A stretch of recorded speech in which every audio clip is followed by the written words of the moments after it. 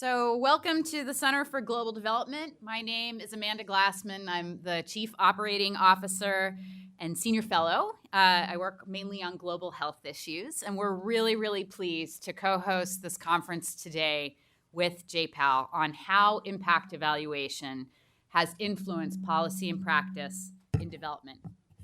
In the early 2000s, my colleague Bill Savadoff, who's sitting over here, wave to the crowd, and former colleague Ruth Levine led a CGD working group that identified an evaluation gap in development.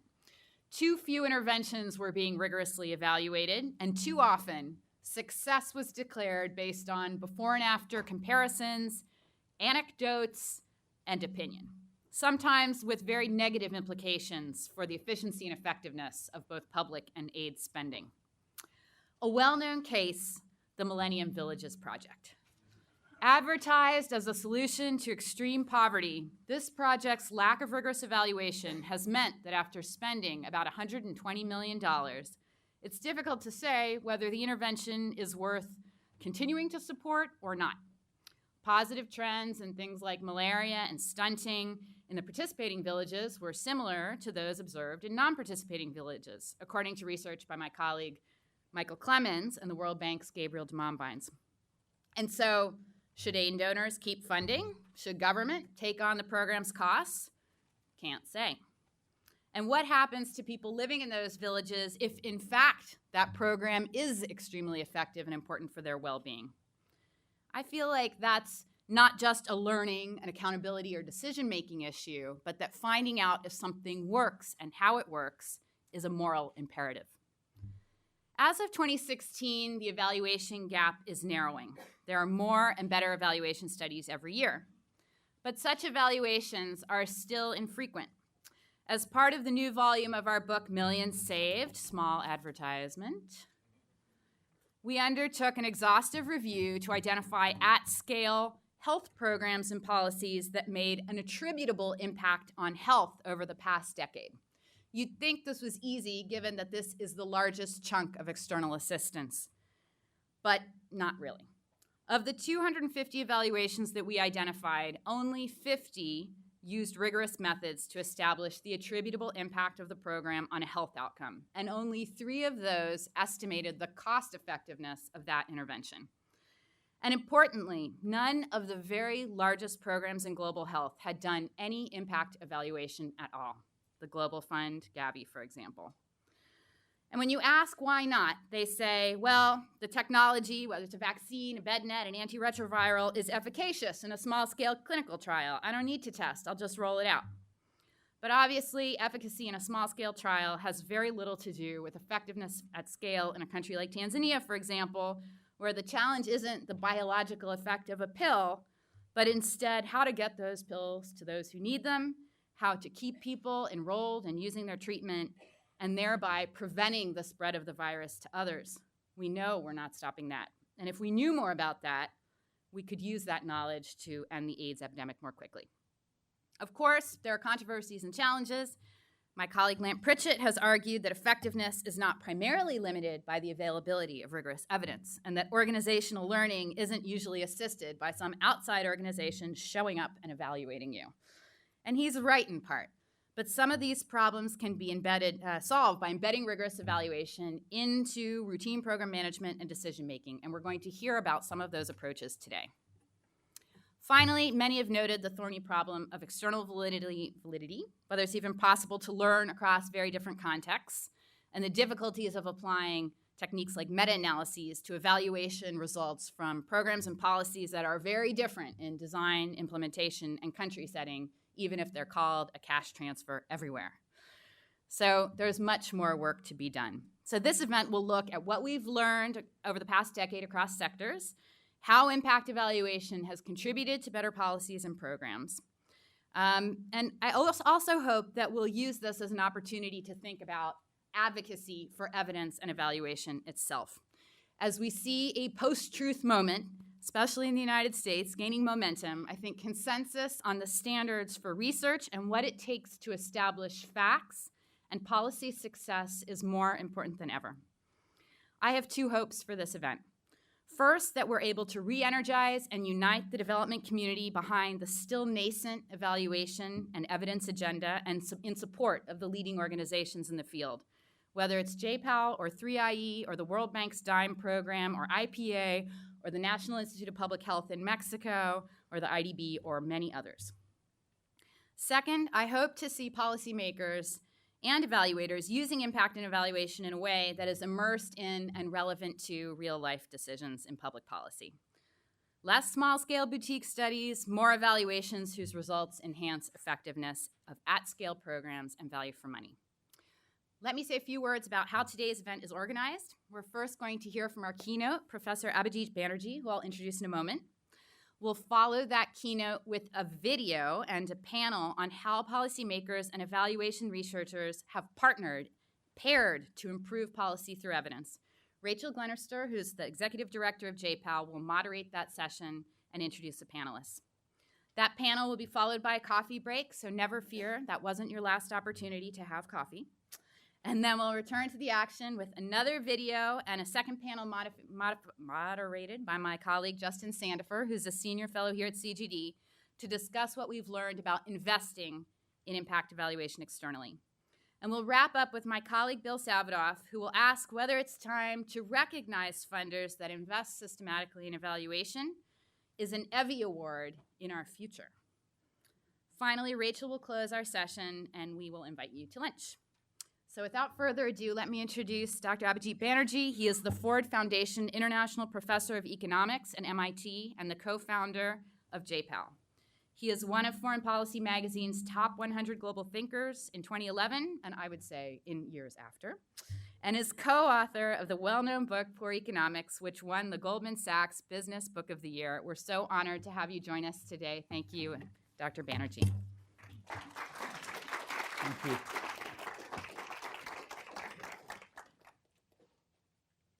Thank you. It's a honor to be here, and it's a really, I mean, for someone like me who's sort of been in this project along with CGD and many other partners for the last 15 years.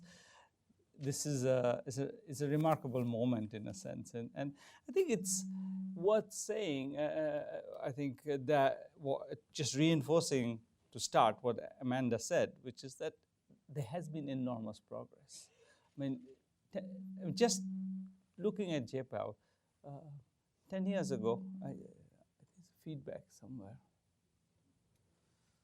Maybe I have two speakers. I think that's the problem. Two mics.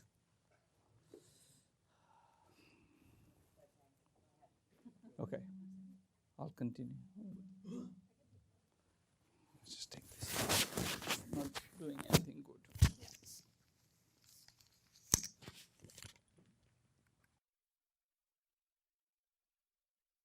10 years ago, I was looking at the graph. Clicker. Okay.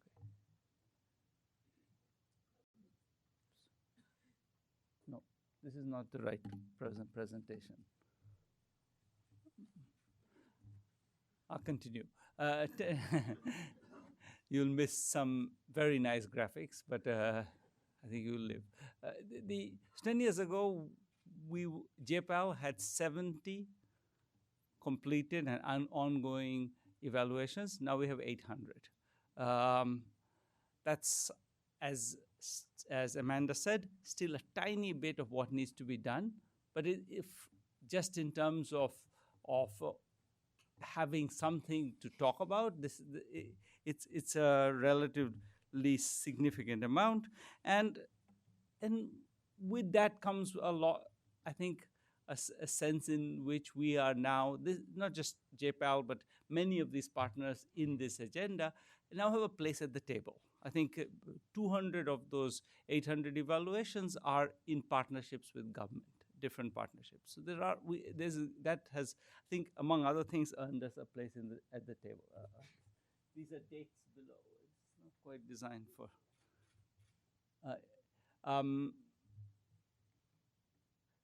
As you can see there, this is meant to I think, convey the impression that this is, you know, there is a fair amount of it distributed all over the world, though some of it is clustered in countries like Kenya and India seem to have more than their fair share.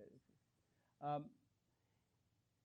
it's one of the things that is also gratifying is that there has been a fair number of them. Not all of them have changed the world, sadly. Some of them haven't even changed the minds of the people who did the evaluation. So, but there a fair number have, and the ones that have changed, I think, the world in quite significant ways. There are programs that have been, I think, and this is something we'll talk a lot about today, have been scaled up. Now, this is a difficult word to use. It's not obvious what it means to say. I mean, obviously, we didn't do a RCT of the impact of an RCT. So we did not. So is it the case that the RCT had the effect, or did something else have the effect? Was it just in the air? And it's a question we will never answer. So, but there were the ideas that were evaluated and found to work were then fed into the policy discourse, and at the same time the policy changed. And this is sort of a small list of things that changed. So you know, and they are again, some of these we'll come back to. I think perhaps, and I think this is extremely important. I think we, in terms of, as I said, this is always a difficult number to calculate, but our calculation is that about 300 million people have been covered by these programs. So this is not a small change. This is a substantial change, and one that has potentially real welfare impact on the world. So this is something that we are very proud of. We, and as the entire community, I think, have right to be proud of it. Having said that, I would what I want to talk about today is something else. I want to say that I think part of the way we influence policy is clearly by having an impact evaluation, a result. A result then is presented to the people running the program, and that leads to change. But I think there's a different and potentially more deeper change that I think is happening in the process of these, coming out of these impact evaluations, and that is a process that involves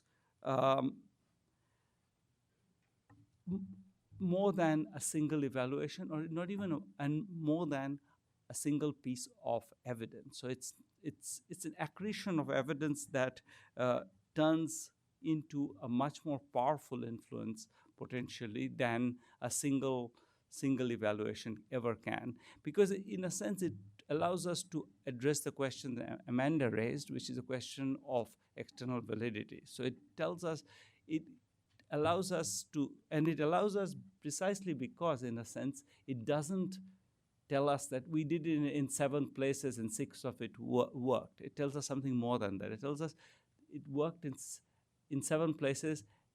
We did in 7 places, in 6 of it worked, and we found something out of that told us why. And we understood a bit more why it works. And we could then line it up with other pieces of evidence which we already had, which might be descriptive, might be from just cross-sectional correlations, and all of that story added up. And when that happens, it's extremely powerful. So I want to give you 3 examples of that, where I think we have fundamentally changed our understanding of how a particular set of interventions work, the process through which they operate, through the process of doing the evaluations. Let me start with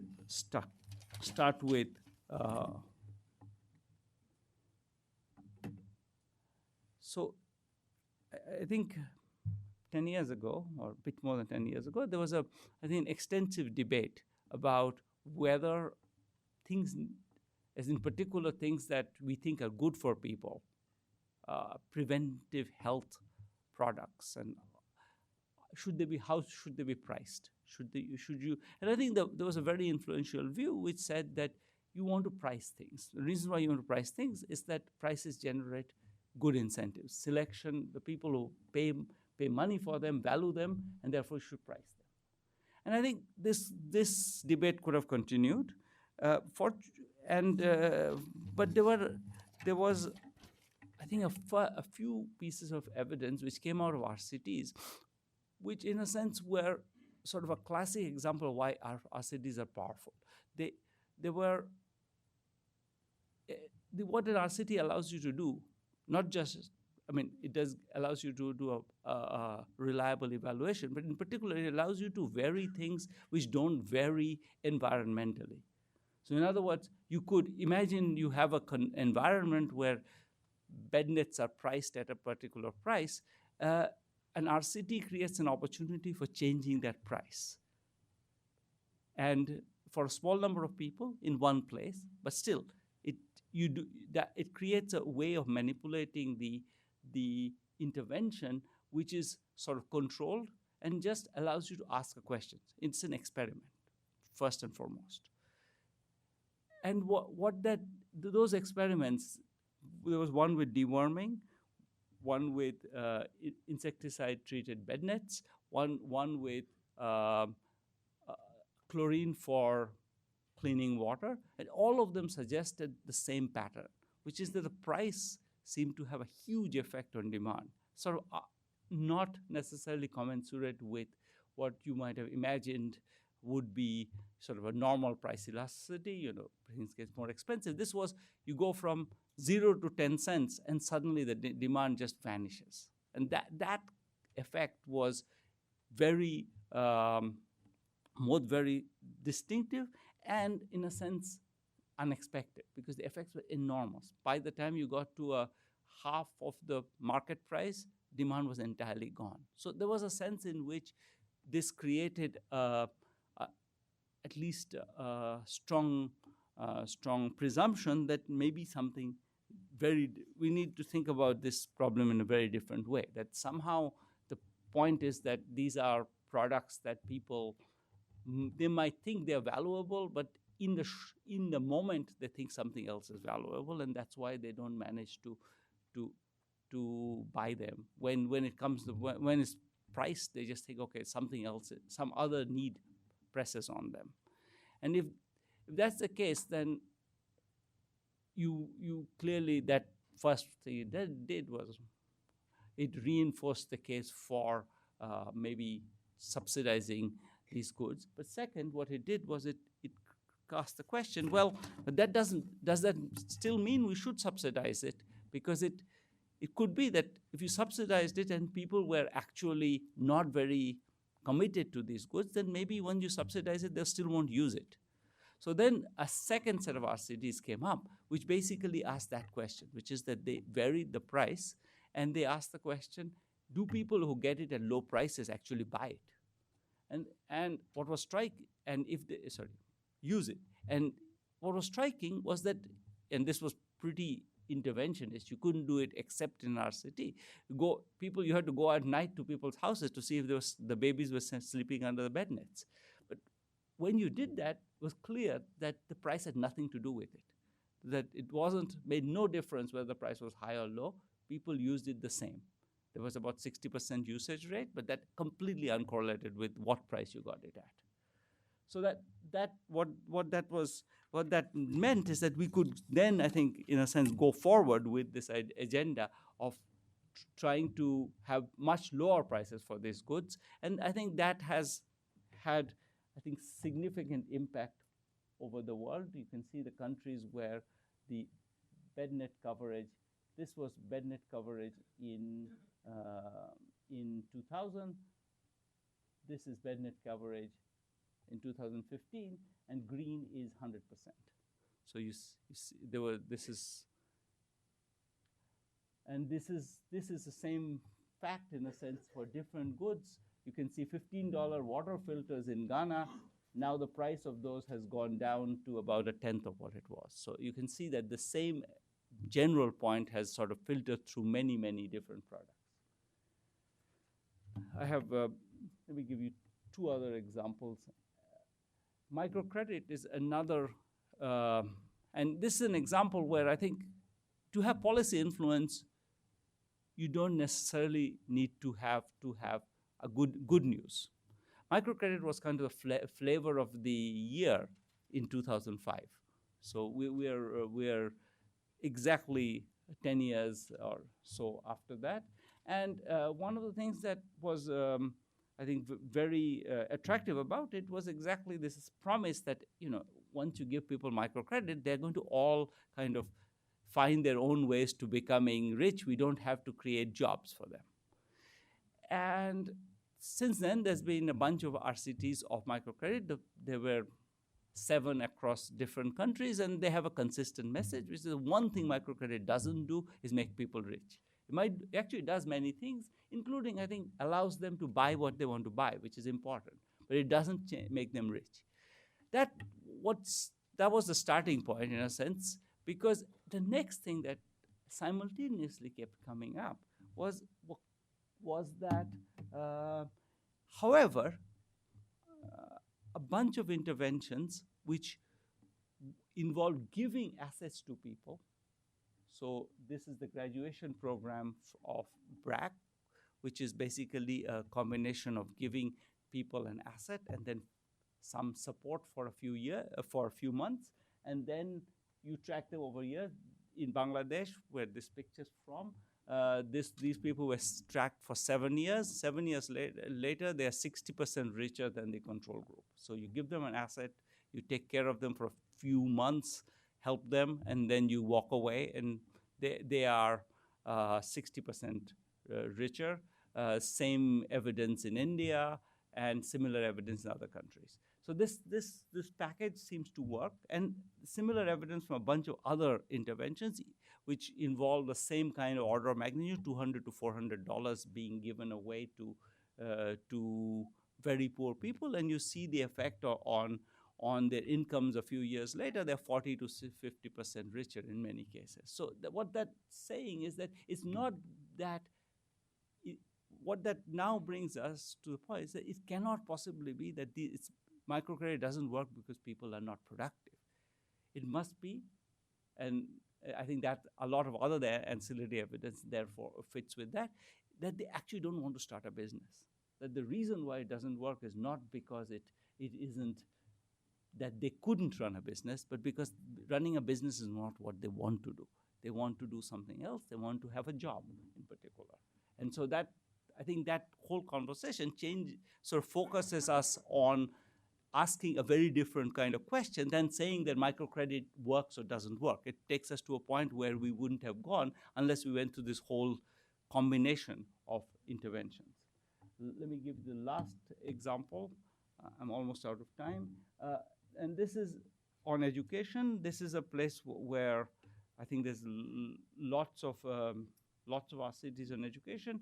The fact that was driving them was the fact that children are mostly in school now. 95% of primary age children in India are in school.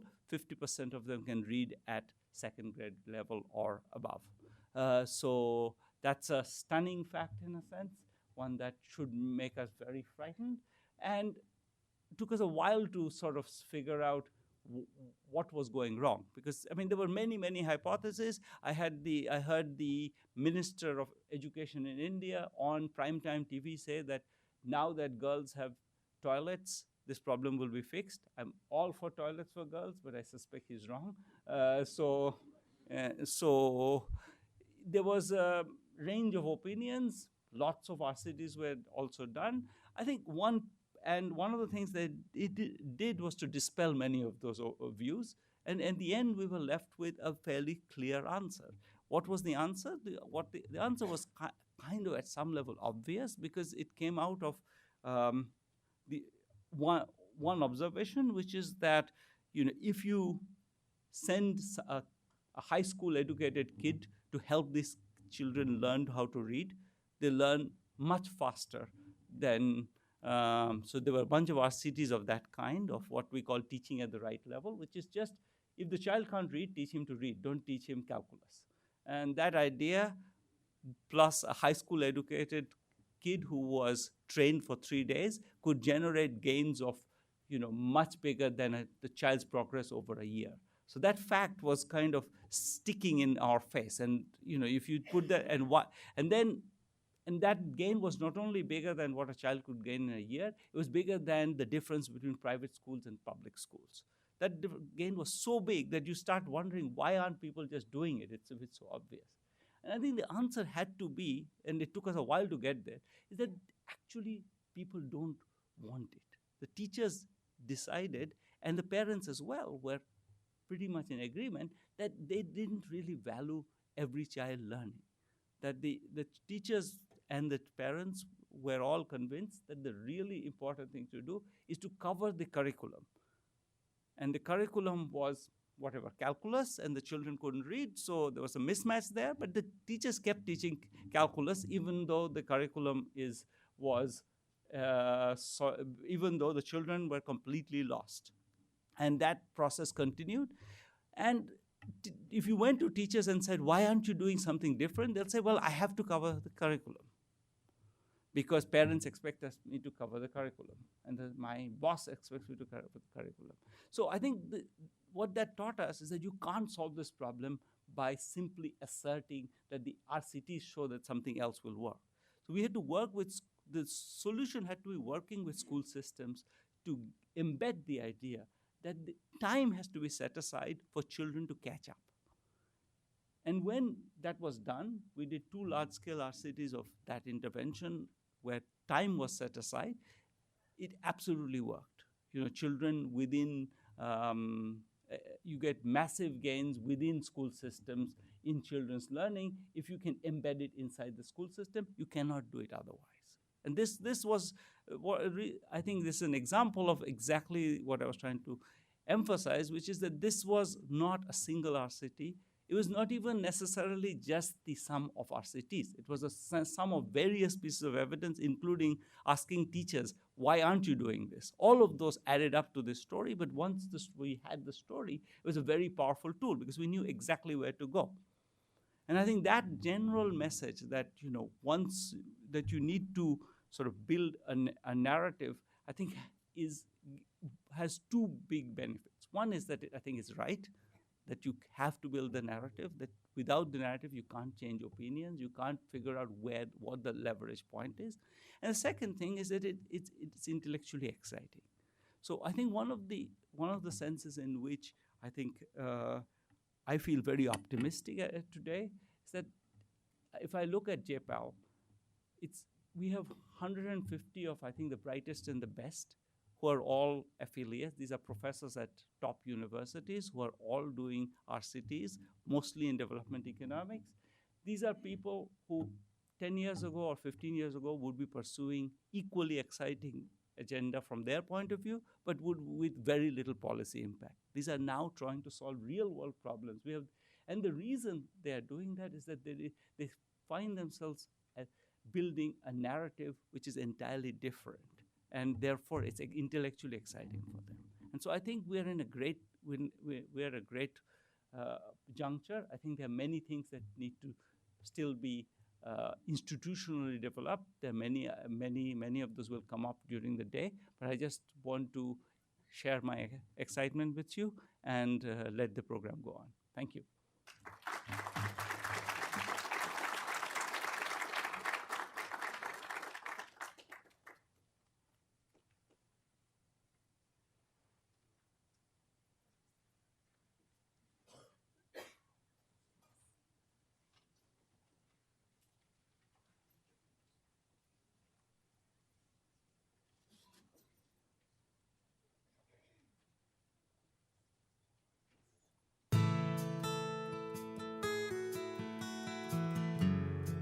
Every day, Living Good supports networks of Avon-like health entrepreneurs who go door to door teaching families how to improve their health and wealth and making a living providing life-changing products like simple treatments for malaria and diarrhea, healthy fortified foods, water filters, clean cook stoves, and solar lights.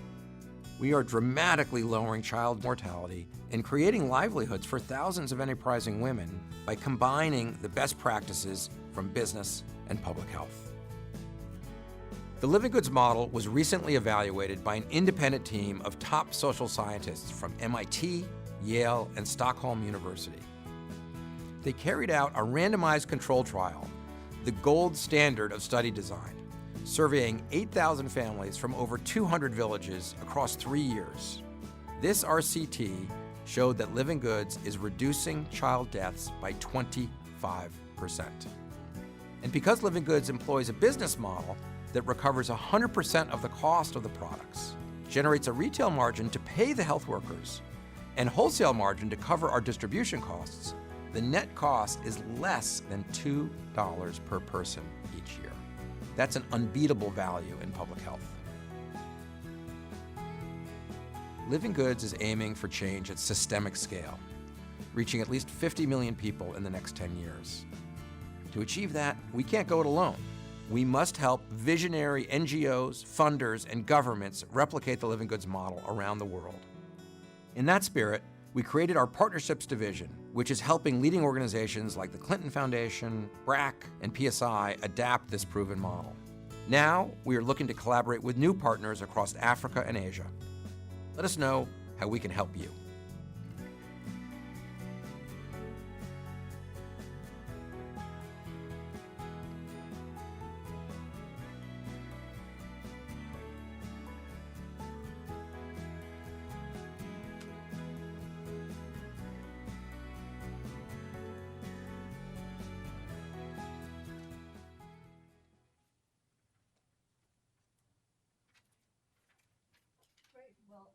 It's wonderful to be here in this collaboration with PPD.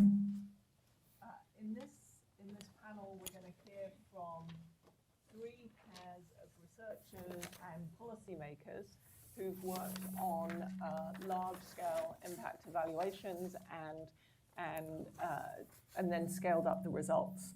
So the first pair is Bang Bang Widianto, who we're going to hear from in a minute, and Professor Rima Hanna. So Bang Bang is joining us in a pre-recorded video from Indonesia. He is the Executive Secretary of the National Team for Acceleration of Poverty Reduction, otherwise known as TNP2K, which is, even that acronym is quite a mouthful, I find. His team is directly chaired by the Vice President of Indonesia and is responsible for policy reform and the coordination of poverty reduction programs across Indonesia. Professor Rima Hanna is one of the researchers involved in this work, in this collaboration with TNP2K. She is the Jeffrey Chan Professor of Southeast Asian Studies at the Harvard Kennedy School, co-director of Evidence for Policy Design at the Kennedy School, and also scientific director of JPAL Southeast Asia. And she has a long history of doing research in Indonesia. But first, we're going to hear from Bang Bang from his side as a policymaker in this collaboration.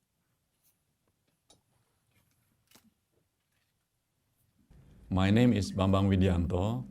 I'm the Executive Secretary of the National Team for the Acceleration of Poverty Reduction in Indonesia. This team is chaired by the Vice President. In the new era, where decision-making process is not only top-down, evidence-based policy become very important. And collaboration with research institution is become a must. And one of the research institutions that we collaborate is with JPAL. One of the poverty program that we want to improve in 2010 is the Raskin program.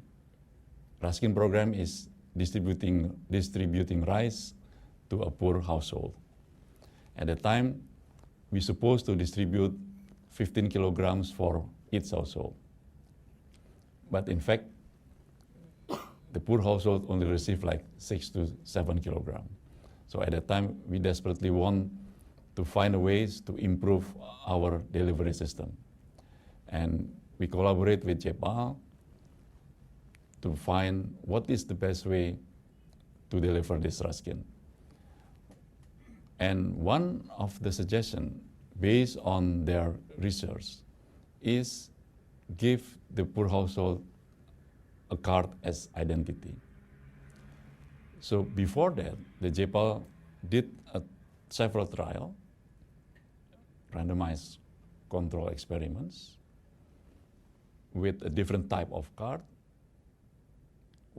whether it is like a voucher, whether it is a regular card, and the result is the best way to deliver that household will get 15 kilogram of rice is using the card by sending this card directly to the poor household, and then the poor household will take the rice from the distributing point of Bulog. The other important thing come out from JPAL research is how we do socialization. So socialization is become very critical. And because of that, we be able to increase the amount received by the poor household. Now they receive around 10 kilograms. It's not yet 15 kilograms, but it's already increased almost twice. When we did the research, it was funded by Australian government, the DFAT. So that's why this research, and we can adopt the research, become a policy. It was a success because we have a very good evidence base from the research. And when the JPAL doing the trial and the experiment, it was only about 1 million households, because the result make us confidence, so we increase the number of households up to 15.5 million households. I think this is the biggest delivering system in the world. I think that is very important to have a good research institution, collaboration with other countries so they can help us, with funding the research, but also finding an institution in that country that can coordinate all of this and become a broker from the result of the research up to convincing the government, so it turned to be a new policy is also very important. Thank you very much. Okay, Wima.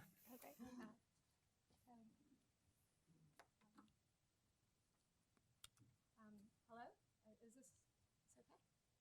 Great. So thank you for having me here today, and for the Center for Global Development and JPAL for organizing this event. I want to start in a slightly different way, building a little bit on what Abhijit said, that part of the reason, why are we all here? At least for me, most of the research I do is really thinking about and focusing on what governments can do to improve the quality of services it gives to its citizens. And for me, this is very meaningful, even in my own life. Because of well-functioning public schools in the States, I went from like a child of immigrants to first-generation college-going, and now I'm a Harvard professor. And so this idea that governments can really come in and catalyze change is very meaningful to me. But then I'm very conflicted. On one hand, there's this social activist of me that wants to go out there and do lots and lots of things. But then there's the logical and analytic part of myself that wants to figure out, is what we're doing actually working or not? Are we actually making a difference? And I think that's very important, because there's limited funds in the public and social space, and I feel like we have a responsibility to ensure that what we're doing is the right thing. And so that's why, for me, this collaboration that Pak Bang Bang talked about is so important and exciting. The idea that we could come together as a group and really think about how do we generate knowledge that fosters better policy decisions that really go and affect millions of poor households in Indonesia. So the first challenge in all of this was even just figuring out what are the right kind of policy questions that we should be attacking. Indonesia, like many other countries, is experiencing lots of growth, but many poor households are left behind. As a result, Indonesia, like many other countries, has an extensive social safety net system. Raskin, the program that was described by Pak Bang Bang, is the largest. It's the flagship program about US $2.2 billion a year, providing monthly subsidies for rice for about 15.5 million poor households. But the truth is, much of the rice actually gets diverted from poor households to rich ones. And due to corruption, lots of rice just plain goes missing. Moreover, it's a subsidized rice program, but many beneficiaries are actually paying up to 25% more than what they should be underneath the program. And so this kind of leakage is, sadly not uncommon. One reason people talk about why this kind of leakage exists is that citizens don't necessarily know their rights from the government. Oftentimes information is filtered from the national government to the province, to the district, through the local officials, and to the citizens, and that information gets mangled all along the way, because of corruption, because of, sometimes incompetence, lots of reasons. But in the end, even though there could be a very long-run, long-standing program that hasn't really changed much, citizens don't really know much about what's going on and what they should expect in terms of what their government should provide. And so a couple of years ago, the vice president's team, this is part TNP de Waka, they came together and they decided to try to solve this problem. And so they decided they wanted to run a transparency program. And specifically, they came up with the idea, let's bypass all the stages of governments and get information directly in the hand of citizens by mailing out these social protection cards, which would provide information to beneficiaries, even as basic as they are a beneficiary. And so they came up with a plan, and they were putting a lot of work into it. And they went and they presented their ideas to the vice president of Indonesia at the time, who was an economist. And he, as most economists, we tend to be very negative when anybody tells us a new idea. And so he sat there and he basically said, well, these are all the ways this program isn't going to work, and we're going to spend a lot of effort and money on this. And in fact, he actually talked about a lot of the ways where providing information locally can make things a lot worse, especially if local level officials don't have the capacity to improve the program. And so he tasked his team with generating real evidence about whether or not this would work before scaling it up. Now, he gave them 6 months because if they were going to do this, it had to go into the national budget, and so we had this 6-month deadline. And so we have been working, myself and some of my colleagues, including joining Kyle, who's sitting in the crowd, and Abhishek, who's over here. We were working with TNP de Waka on other research and on other activities, and they came to us and asked, can you do this experiment in 6 months and actually test out and understand whether or not the cards would have an effect? And so it was tough, but we all quickly sprang into action. We designed an experimental design working with the government on not only are the cards going to work, but what kind of information are you going to provide on the cards? How are you going to implement it? And trying to test out different variations of it. And to be honest, I must say, all of this was only feasible because of the Australian government. 6 months is not a lot of time to design the research, much less even apply for a grant, which could take you 6 months to a year. But we had a relationship with the Australian government where we had set aside money for exactly this kind of issue, that if there's this high potential, high policy impact research to be done, but we had a quick turnaround, the money was set aside so that we can apply to it quickly and really catalyze and really spring into action. And so this was only possible because of that. So what happened? Oops, I seemed, okay, so there, I keep forgetting that I have slides. Okay, so there's the cards. So what happened? The cards were wildly successful in improving citizen knowledge and increasing what poor households received. As Pakwan said, this basically meant poor households received more rice because less of it went missing from corruption. To put it in perspective, the government of Indonesia scaled up the card program to 15.5 million poor families in 2013. 66 million people are now better served by the safety net system. Just our experimental results suggest that this was a net reduction of $100 million a year in leakages. So I know I only have like a minute left. So I just want to note that this was part of, this just wasn't a one-time occurrence or one-time activity. This was part of a broader research agenda where we've been working with the government on a number of different projects for many years, building both the demand and the capacity for evidence. So for example, this included another evaluation between our research team and the government, an evaluation of a municipal grant program, which had also wonderful results, and then was scaled up nationally thanks in funding to the Millennium Challenge Corporation and the government of Indonesia and the Australian government. And so I think I've overstayed my welcome, but thank you.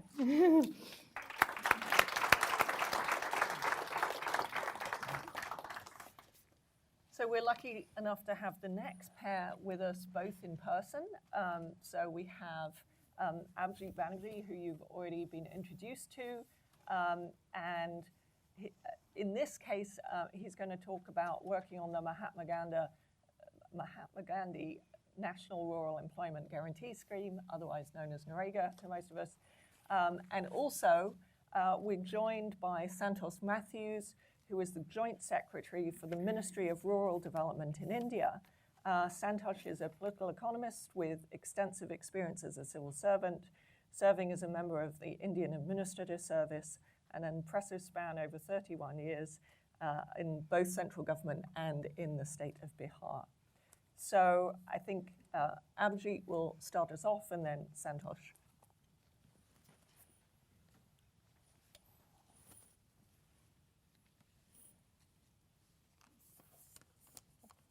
Maybe at some point.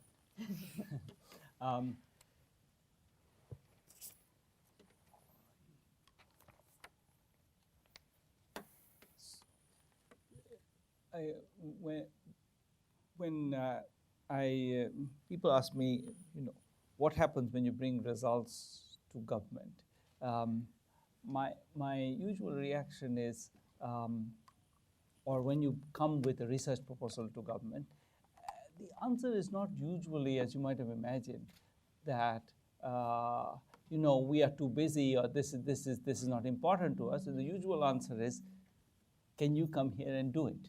And at that point, my usual excuse is, I don't really want to be in Patna running research or in Peru, or I have a job, so I have to make excuses. Now, it's very convenient when it turns out that your counterpart in the government happens to have a PhD in economics. That's very handy, and in particular, if he happens to be also extremely farsighted and brilliant, that also helps a lot. So I'm very grateful for this partnership.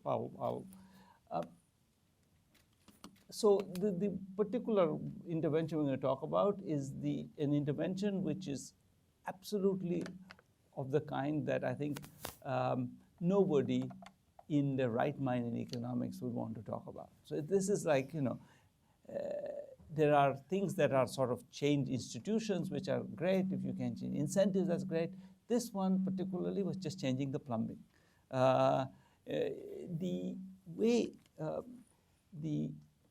this program, NREGA, which is the world's largest workfare program, works, is that it's implemented at the village level.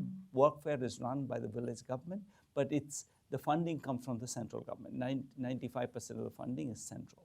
So somehow money has to go from the central government's treasury into the hands of the village. And what that means usually in the traditional setting is, given the delays in all of those processes, the money had to be first given to them, and then they would account for it later. Because there's no way you could sort of send your bill to the government and have it by snail mail and it'll arrive and be approved and the money come back soon enough. So basically they were paid advances and they spent out of that, and then sometime later they were reimbursed. They were checked, and there was some checking of whether the money was spent on the right thing or not. That created two different problems. One is that it was very easy to kind of mislay the money or give it to the wrong people, because by the time you checked, a year had passed. because you sent the money and they had spent it and lots of things had happened. The second problem that it created was that there was a bunch of intermediaries who were given the job of checking on whether these guys are doing the right thing, and those guys were happily taking a little bit of the money and putting it in their pocket. So both of those processes were, so just to illustrate, this was the infrastructure. So you had to send a front floor request from the village, you went to the block, from the block to the district to the state, etc. So there was a whole bunch of people, intermediaries, who were each checking on your claim and then checking on the money coming down. And and some of the money stuck where they were checked, and it took a long time, etc. So the idea was that I think Santosh was particularly also interested in developing was let's just cut that. So let's just connect the panchayat to the state and back. And the reason why we can do that now is that you can just scan your fund flow request and send it upload it and send it straight to the government. So this is in a sense in which this is just plumbing. It's just like, this is not changing some institution. This is just changing how the government is organized at the most nitty-gritty level possible. We did an RCT. The RCT, people often talk about, how can you generalize the result from a small RCT? This small RCT covered 33 million people in 12 districts of Bihar. That's more than many European countries.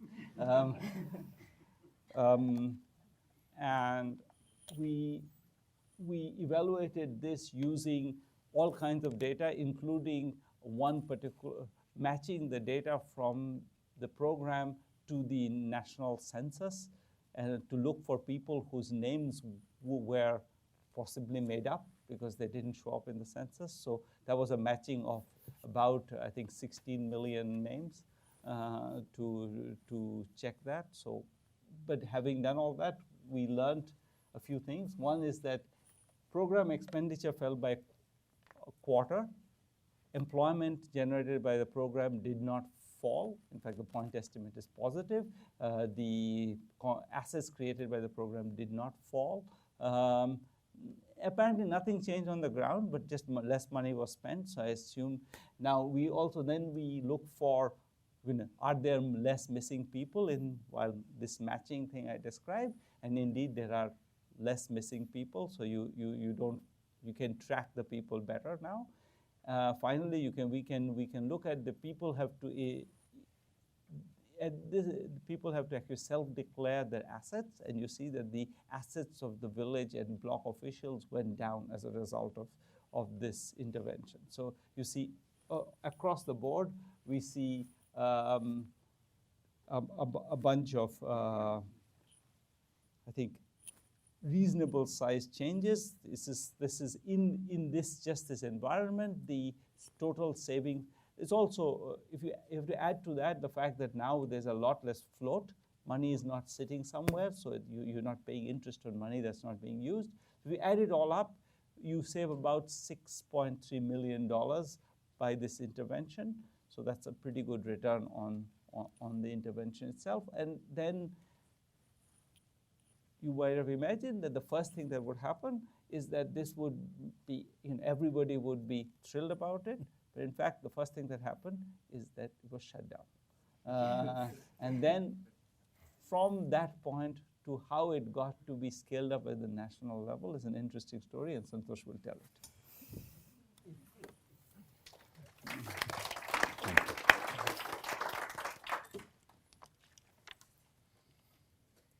Let me just start by saying that the story I'm about to tell you is a story of trust, is a story of resources invested, and is a story of deep commitment. And I'll tell you why I feel so strongly about this.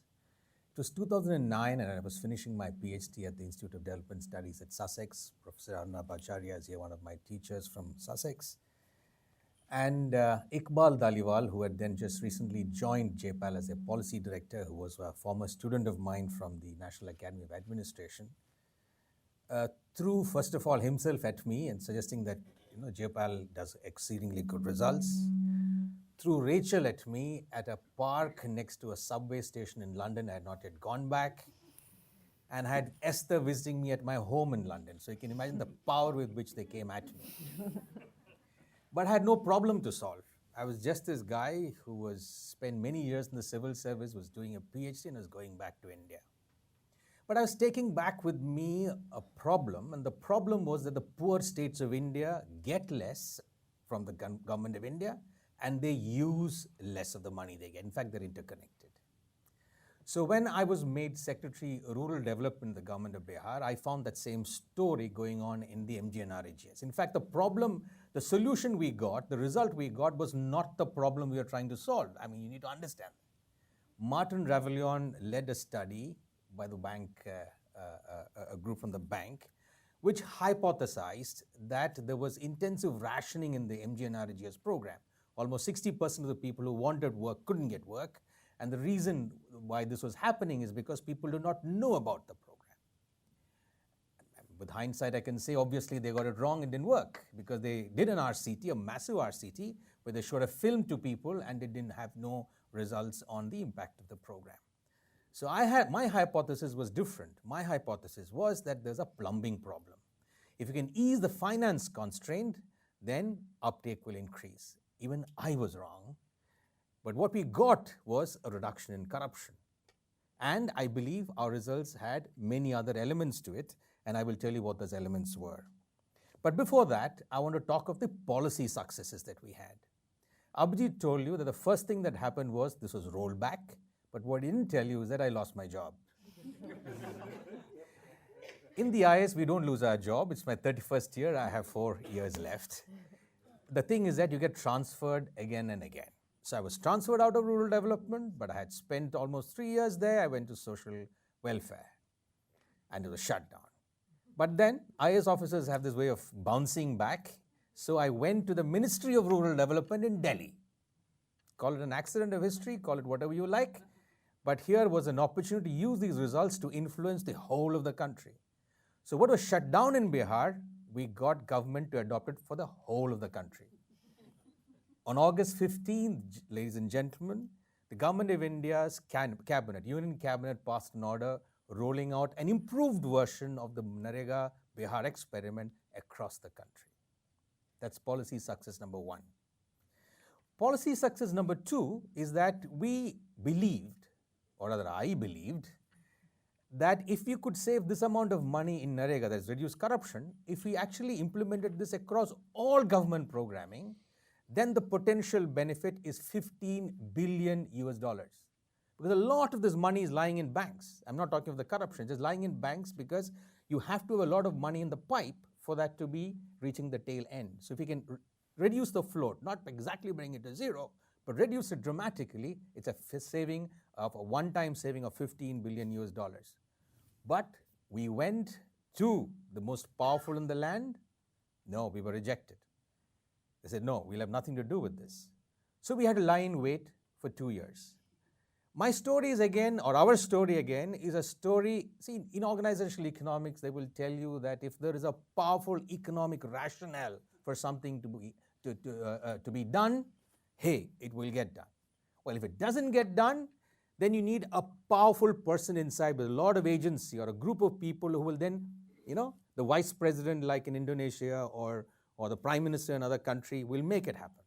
This is a story of neither of these extreme boundaries. It was a story of a mouse, yours faithfully, lying in there with the help of a galaxy of glamorous professors, gnawing away at the cheese and moving it bit by bit. So here you have August 15th, the month of August 2015, our first policy success was getting it implemented across the country in Narega. The second big policy success was when the Honorable Prime Minister of India the Prime Minister of India invited his secretaries on the 31st of December, remember New Year's, and said, listen, I'm giving you a month's time. I want you to come up with out-of-the-box ideas in which my government can do reform. And one group was on innovative budgeting and effective implementation. So here was his mice again, reaching out to this group and sharing the results of our study. Do you know what they told me? Santosh, God has sent you to us. Because secretaries want to look good in front of their prime minister, right? So he presents, gets accepted, And again, then the decision is taken that this would be done across every scheme across India. The goal we were searching for, 15 billion US dollars. But that's not the end of the story. When something is given on for implementation in administrations, in government, typically my experience has been that people who don't understand the importance of what they're doing are the people who actually are given the responsibility of implementing it. And typically it becomes a tick box administration. 3 things to do, okay, we've ticked off all 3. Impact, 0. But then the Prime Minister's office, working with them for a detailed implementation plan to be able to make this happen, change that story. And then the economic survey, the single most important policy document that the Ministry of Finance puts out, gets a huge mention of this work and how this can help. And finally, recently in the month of November, India goes in for demonetization. Almost 80% of the currency notes in India are no longer valid tender. And one of the things that what I believed India needed to do was to actually move from cash to digital, because the poor people in India were facing demonetization every day because their banks were far away, cash logistics was a problem, and therefore when urban India faced the problem, we had a chance to reform, and therefore the last bit of the piece that we are pursuing is how do we enable digital money using mobile phones, 3 million of them in India, and the Aadhaar, which is the biometric authentication that's possible. Over 1 billion people are on Aadhaar today, to be able to solve beyond the last mile problem that the rural poor face. So to sum it all up, what I wanted to tell you is that I could not have done this on my own. It's the powerful research, but most importantly, far more importantly, is the support over the last 6 years that one got from the JPAL team. In terms of continuing research assistance, they have a dedicated team whose only job is to help people like me to push. So when we need a new document, it's redone. When I need to make a presentation, it's they who do it for me. When I need to come and talk to you, they're the ones who will prime me as to which way I should spin the ball. Thank you.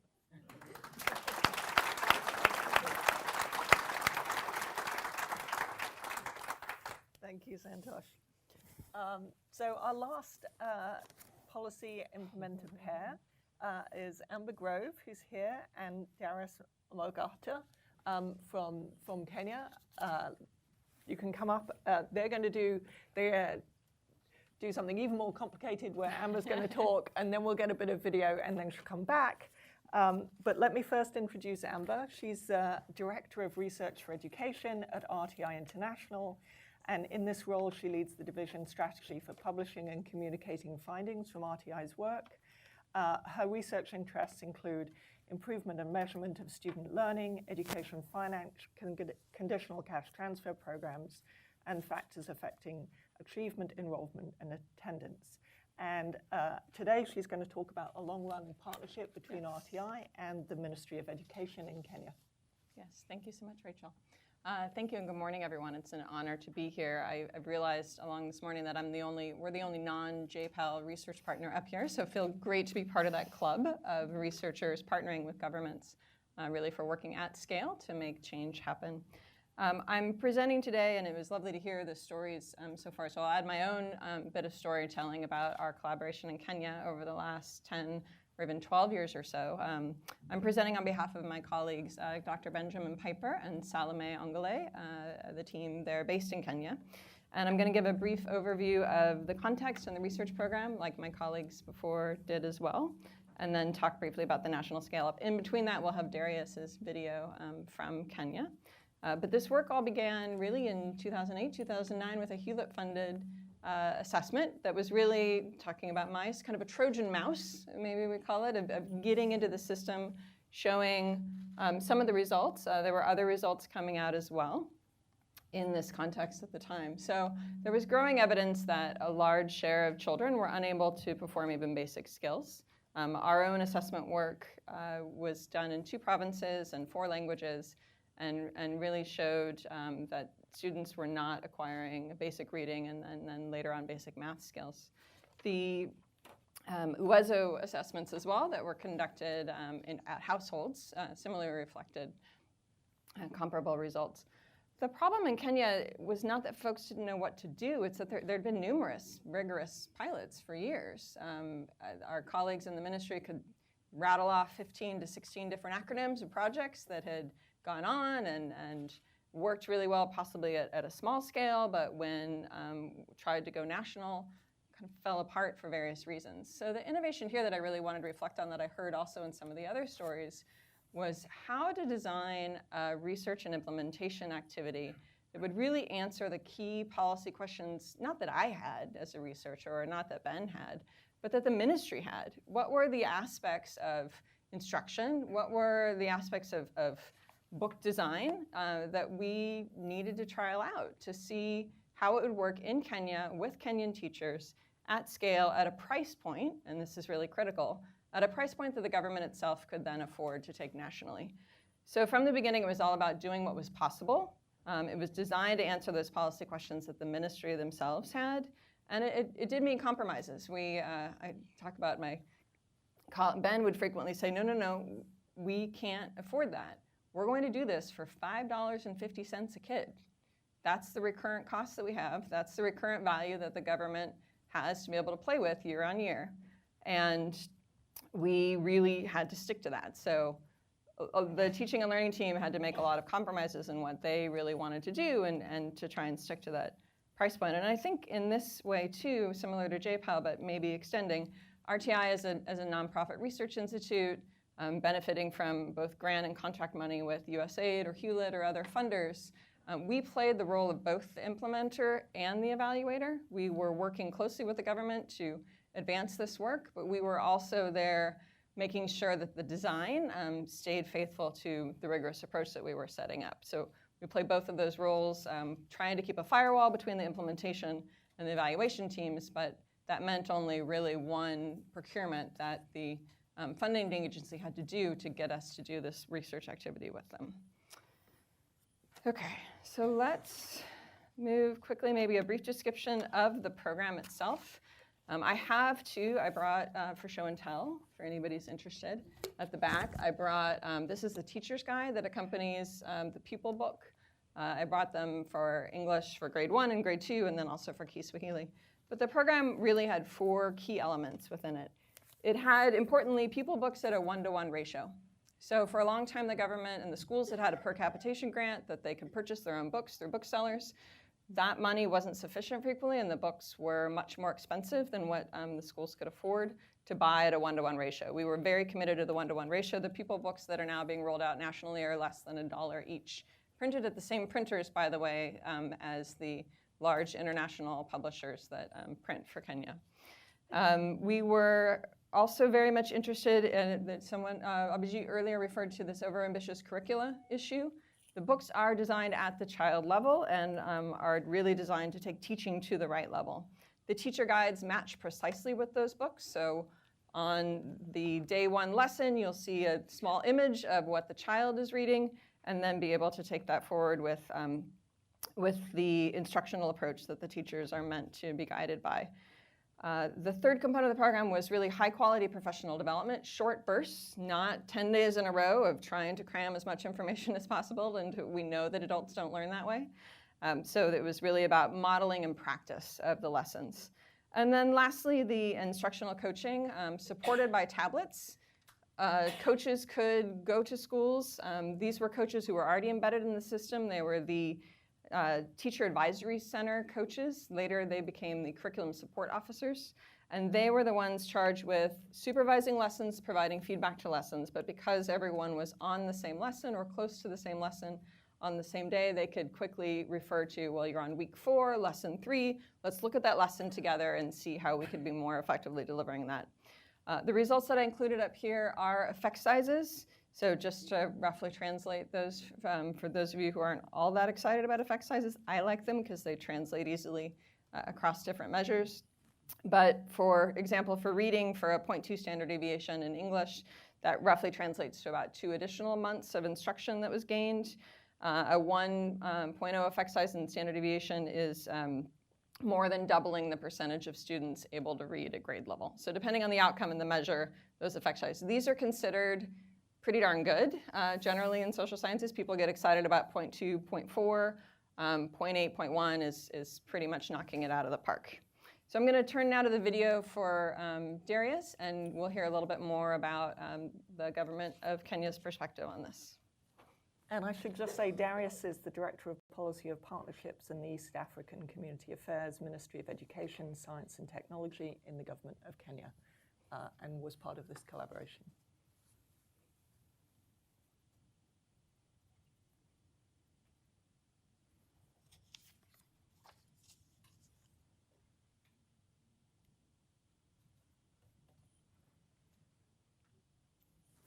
Or I just get more time. My name is Darius Mogaka Ogutu, Director in charge of Policy, Partnerships and East Africa Community Affairs within the Ministry of Education Kenya, State Department of Basic Education. And talking about Tusome, initially through the PRIMA project, the Primary Maths and Reading Initiative, the ministry received results that showed and demonstrated that it was possible to achieve better learning outcomes in grade 1 and 2, and the children would be able to read as expected at that level. Previously, there was a problem in the country that our children could go through primary cycle up to grade 8, but then they could not register expected learning outcomes at that level. And the question lingered along among the public. It was a source of public debate, and civil society such as Uwezo carried out research year after year, indicating that our children were not learning, and they were not learning how to read. And a child would go to grade 8 and they would not be able to read a paragraph that was meant for grade 2. Or they would not be able to do basic mathematical sums that were meant for grade 2 or even grade 3. So with the intervention of PRIMA, RTI was able to demonstrate that through a different approach, it was possible to have children reading at that level as expected.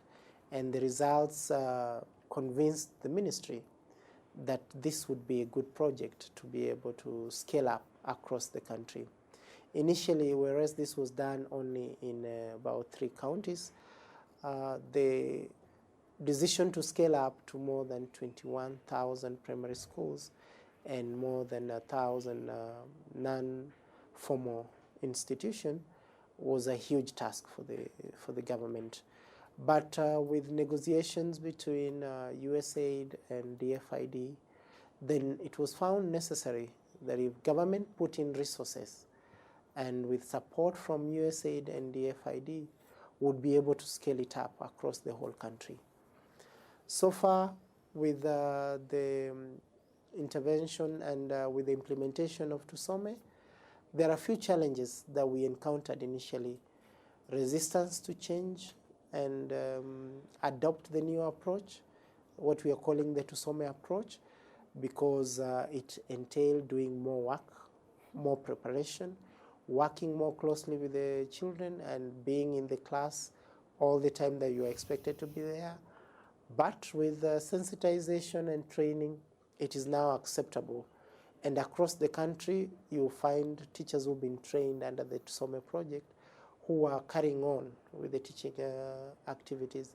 And part of the monitoring exercise that has been carried out has proved that the results, the initial results that we've received are positive and children are able to read.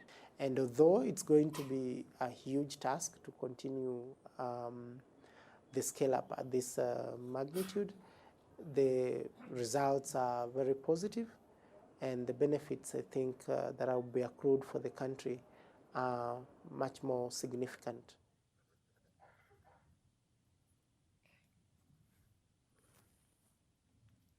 All right. So last slide, just quickly, Darius talked about Tusome. That's now the national program. So no longer are we working at, even though it was medium scale really, with some 250,000 children and 1,300 schools, this is now national in scale with more than 5 million children and nearly 24,000 schools.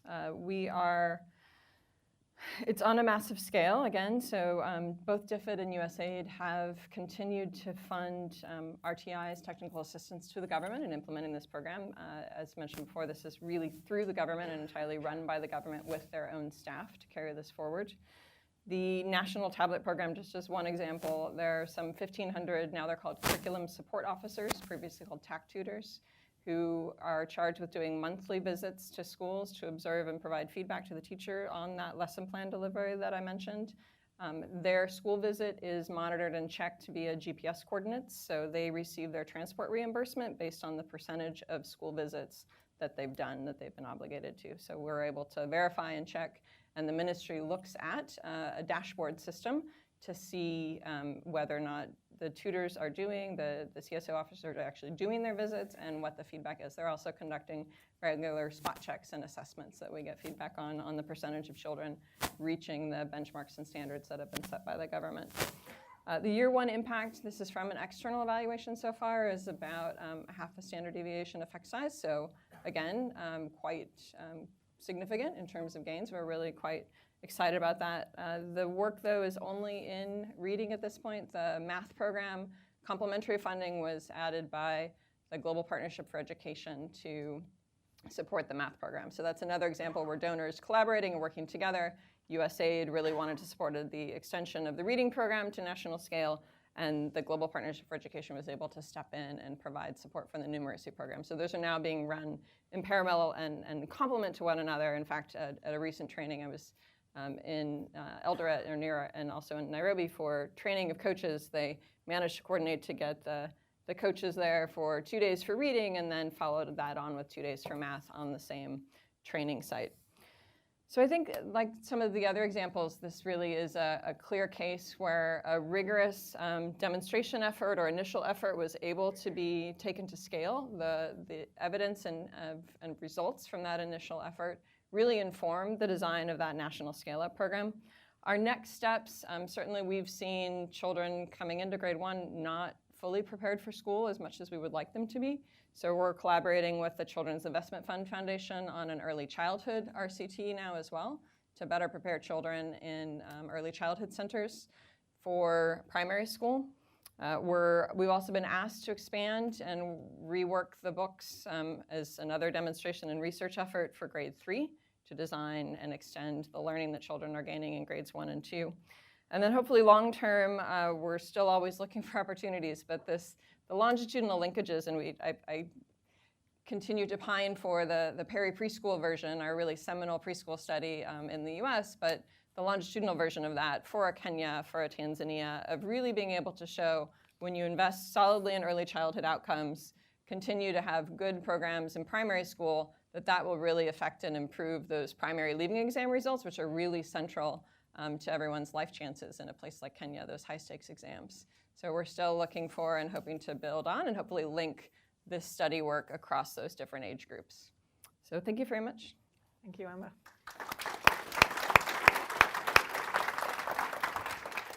And now we have time for some questions before coffee break. This one over here. Maybe we'll take a couple,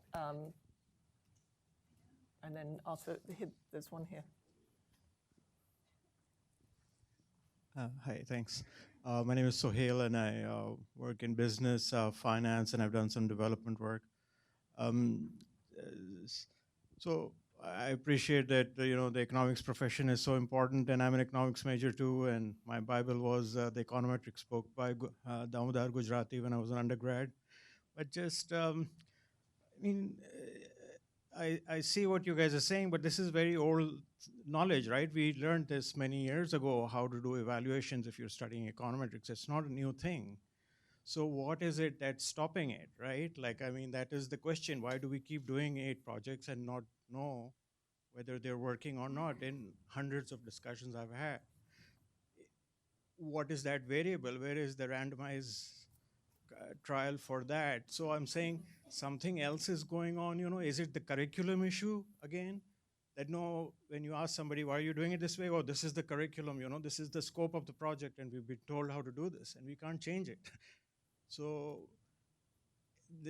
it just seems like some details get left out. They're lovely presentations. So where do we go from here?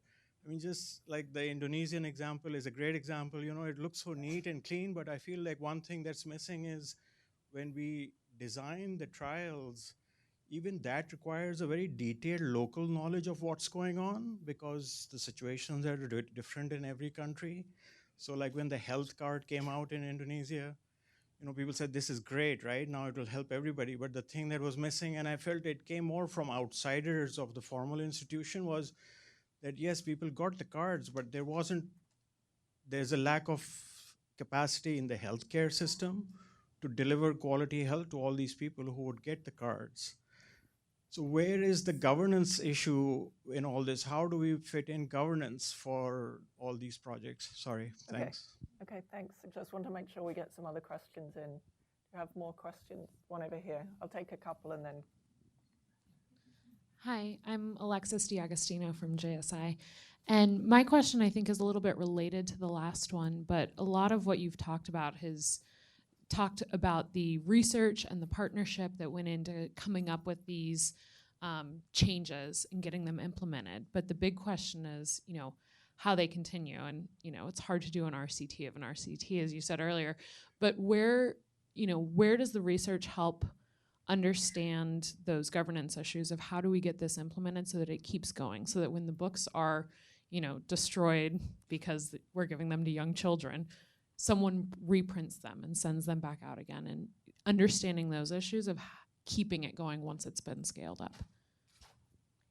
Was there one other that I missed around the corner? Yep. I'll take a third one and then I'll ask the panel to respond. My question is for Emma, which is just that yours is an interesting case because it's what we would consider an internal evaluation. You're both the evaluators and the implementers, and you mentioned that, and I'm wondering if you could talk a little bit more about what makes for success in that kind of environment.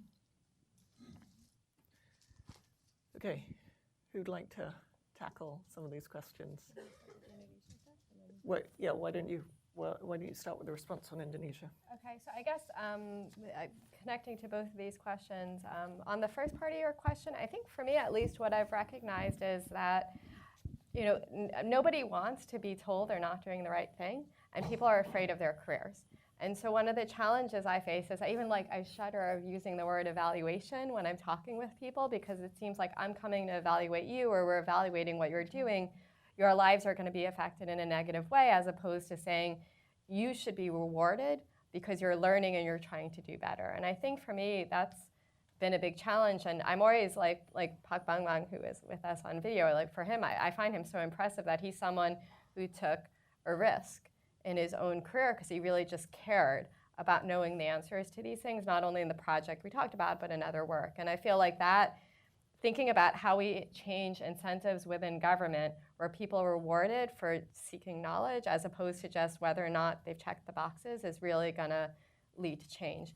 On the second part about governance, I think this is an important part of the story that at least when I do the work I do, not only do I develop the research questions with the partners, oftentimes there's a local researcher on our team as well and other types of expertise, but then when we test it, we try to have the government run it, warts and all. It's going to look very different if I actually run it in the field and I hire very expensive managers and train them in particular ways versus seeing how it's actually running in the field with the staff who are going to be running on the program, seeing what goes wrong. And a lot of, we talk about the results of the RCT, but a lot of what I end up feeling like I learn is a lot of these things that happen of the way things go wrong and how to improve it, and that implicit knowledge that you get from just running these experiments. And that is, I think for me, a very valuable part of being able to, when you start thinking about scaling it up, because you at least know the pitfalls and you know what the results are in a more realistic setting. And I think that's, I think, again, in answer to both of those two questions, I think one reason why, so it's never the case that when you come and you walk into a government office and you say, here's good evidence, please use it, and you leave, that's never going to work. and it would be insane to imagine that it would work. So one has to, I think, for a variety of reasons, including the fact that at some level there is in any number of people claiming that there is evidence for different things. So you're always in the conversation where there are many, but I saw this other study, and then you have to say, well, that study is actually insane or something, but you say it politely, but in some sense, there is always an entire ecosystem you're negotiating, and the only way it's possible to bring in change is by having time. So you cannot just arrive with results and say, this is good, do it, or that your program works and expand it. All of those processes are processes of great deal of investment. And one of the things that I think we do, we're increasingly doing more in JPAL, is to take that process very seriously. So one of our recent initiatives is what we call the Government Partnership Initiative. What we do in the Government Partnership Initiative is essentially, well, one of the main elements of that is we fund someone to actually work directly in government, sort of going from the sort of the result, if you like, of the RCT to where it actually becomes embedded in the system. And there are many steps there. Some of those steps are just that you can't translate something that was done in one place into a bigger system without making some changes in the architecture of the program. So you sort of have to somebody has to think about the architecture, come back and ask, does that really keep it the same, or should I really worry about the fact that I'm changing something fundamental? And those conversations, somebody has to mediate. You cannot just assume that somebody who's running a government department has the time to mediate those. So part of the role we play through this Government Partnership Initiative is to have somebody at hand to answer those questions. And some of those answering those questions is saying, going and just running a quick cross tab of data and bringing it back and saying, actually, that's not a big concern, because in fact, this is what people have found. So there's an enormous value to having someone in government shepherding the process of adoption. And that value is, I think, very important that the donor community recognizes that, because we are funding often for doing evaluations. I mean, this Indonesia evaluation was, Manny is here, so IIIE paid for part of it, and IGC paid for part of it. So it's that so there are many donors who are willing to pay for evaluations. Where we don't have funding is for this particular piece of it, which is the adoption piece of it. But the adoption piece of it is central, and I think that's the part of the reason why a lot of good ideas don't get implemented in the government, is because nobody has the time or the patience to walk it through, and I think that's really a tragedy in a sense. Santosh, you're involved in the nitty-gritty of this. And I want to jump in here. See, when I started, I used 3 words. 3 words were trust, resources, and commitment. I think there's fundamentally an incentive problem around the 3 people who work in this area. One are people who are academics. They have an incentive problem, I'll tell you why. 2 is people who are donors. They have an incentive problem, I'll tell you why. And people like me in the civil service or in government, politicians more importantly, and they have an incentive problem, I'll tell you why. The academics' incentive problem is that it's all about good quality publishing. It's about global public goods that you produce. Now, JPAL and others are one of a few crop of affiliated academics who are taking the policy bit rather more seriously. But again, there's a problem, as Abhijit said, of where do the resources come from. I told you, trust. It's over 6 years and we are still continuing with our work. And the policy gains to be had are now beginning to happen. 2015 and forwards is when the policy impacts of our work are beginning to show. That's a long time and patience, and that's why I use the word commitment as well. Now for donors, what's the problem? The donors, the problem is they want to fund something that is discrete. that begins sometime and ends sometime. Now, who's going to pick up the bill for something that doesn't end any time? Ours is a story of commitment that goes beyond projects, and therefore, do we have the stomach to be able to come up with a financing model that is able to deal with it?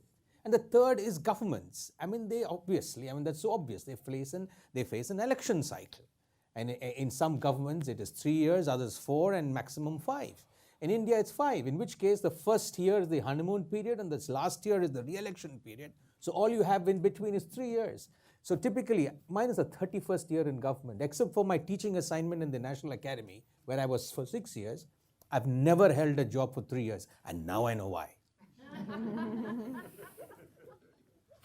Amber, do you want to respond? Absolutely. Maybe just to echo some of what my colleagues have already said, but I think it's very much the case of it would be very challenging to admit that you don't have the answer already, that you're not already doing the best you possibly can, whether it's book design or health systems delivery, and being able to admit that you don't have that at hand and is an important first step and very challenging. I kind of briefly mentioned the Trojan mouse idea. In one of our partner countries, you can't go in and say we need to entirely reform your curriculum and rewrite your books. It's not the starting point. The starting point is, can we do a letter sound practice activity for 10 minutes with teachers? Because when we looked at your results, we figured out kids who knew letter sounds could read. And so that's the starting point of something very small that you can have a conversation on, and not talking about overhauling everything you do with regard to teaching and learning and all of your primary grades, but a little activity that can be a starting point. And that's where at least having the initial assessment and data results are really critical, because it's a starting point for a conversation. In the absence of that data, and we've been now working 10 years, celebrating this month of our early grade reading assessment work, in the absence of that data, we can't even start to have those conversations. So that, I think, is really key. You start with assessment to then open up the conversation around, well, to answer that we always have to come back and say, yes, we'll help you, and for better or for worse. So when we get the, yes, you've identified this problem, now come help us fix it, that's definitely our job and our partnership with governments. So the question on what does success really look like when you're both the researcher and the implementer, it's a delicate dance. It definitely is. I mean, I mentioned briefly about making sure that the questions are the right ones. That was echoed earlier. Designing those questions, again, not for me, not for Ben, but for the government themselves. So this idea of how scripted or how scaffolded should teacher lessons be? Do we give them a full lesson plan? Or do we just let them run it on their own? Well, that's a treatment arm we can test. So let's do 2 different approaches. Here, you can have these fully elaborated books that tell you, 1 page per day and detail what you should be doing every 5 to 10 minutes in a model lesson. We'll test that out versus not having that at all. Having the book, but without the scripted lessons. And that result showed dramatically that teachers who had the scripted lessons were able to, the students performed much better, and the teachers were able to deliver those lessons quite well. So I think it's a bit of a dance. It's making sure that government is leading the implementation. As an evaluation partner, you're supporting that implementation, providing technical assistance, but doing this at scale really means that the government leads the effort. And then that arm's length. Looking back at the Will We Ever Learn paper, I think an important piece of it that I don't think we've done a good enough job of yet is realizing from a donor perspective too that we need to have internally, we need to have great evaluation expertise internal to the implementing organizations to understand our own practice. That can also be complemented by external evaluation, but those need to work together. You can't just imagine that the implementer by themselves can go on implementing and not be reflective about their practice without ongoing great monitoring data.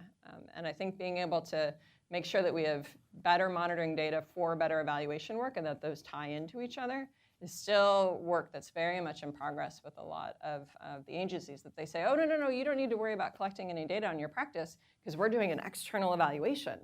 You say, yeah, but I need to know how I'm doing. Can we please sneak a little bit into the budget so we can make sure that we have both the external and the internal evaluation work? And so that very much continues to need advocacy from our broader community of, no, you can't cut that part of the budget. We need really good evaluation data internally as well. So we're gonna go for a coffee break now, but I'm interested that just in the last couple of minutes, people have raised the importance of innovation in the funding side. that supports all this work, and that's what the next panel is going to be about after coffee. So see you at 11 sharp for the next panel.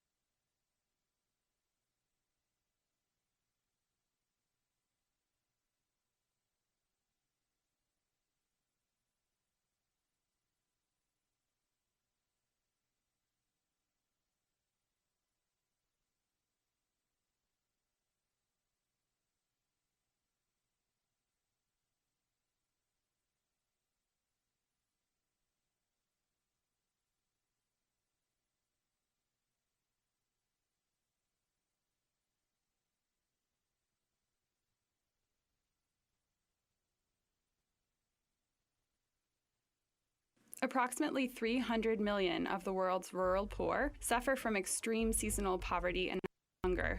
The time between planting and harvesting is called the lean season in many countries. This is a time in agrarian economies when there aren't many labor opportunities in villages for the landless poor. Seasonal poverty may very well be the biggest development challenge that you've never heard of. We tend to think of poverty as something that you either experience or you don't.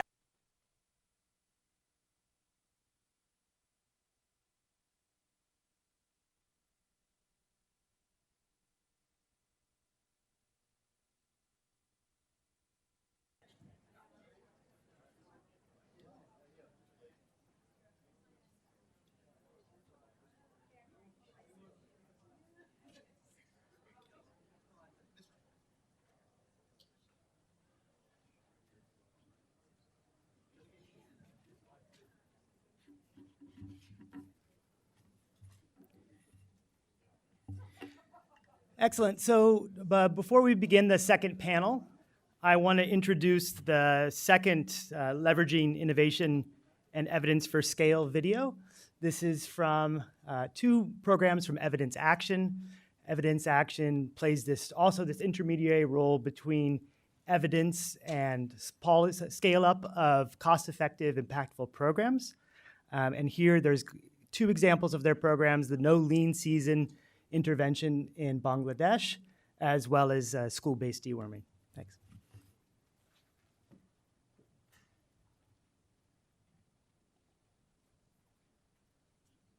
Approximately 300 million of the world's rural poor suffer from extreme seasonal poverty and hunger. The time between planting and harvesting is called the lean season in many countries. This is a time in agrarian economies when there aren't many labor opportunities in villages for the landless poor. Seasonal poverty may very well be the biggest development challenge that you've never heard of. We tend to think of poverty as something that you either experience or you don't. And what we're learning as we look at communities that face poverty is that very often poverty may be something that's experienced most acutely during certain times of the year. We are proposing an innovative solution to this problem that we think has the ability to transform the lives of millions of households worldwide.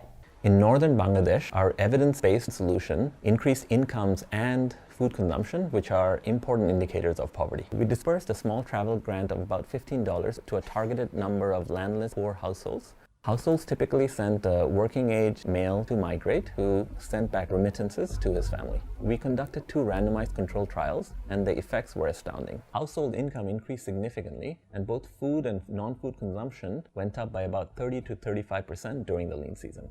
With No Lean Season, we think we found an elegant, effective, evidence-based solution that has the potential to affect millions of families worldwide.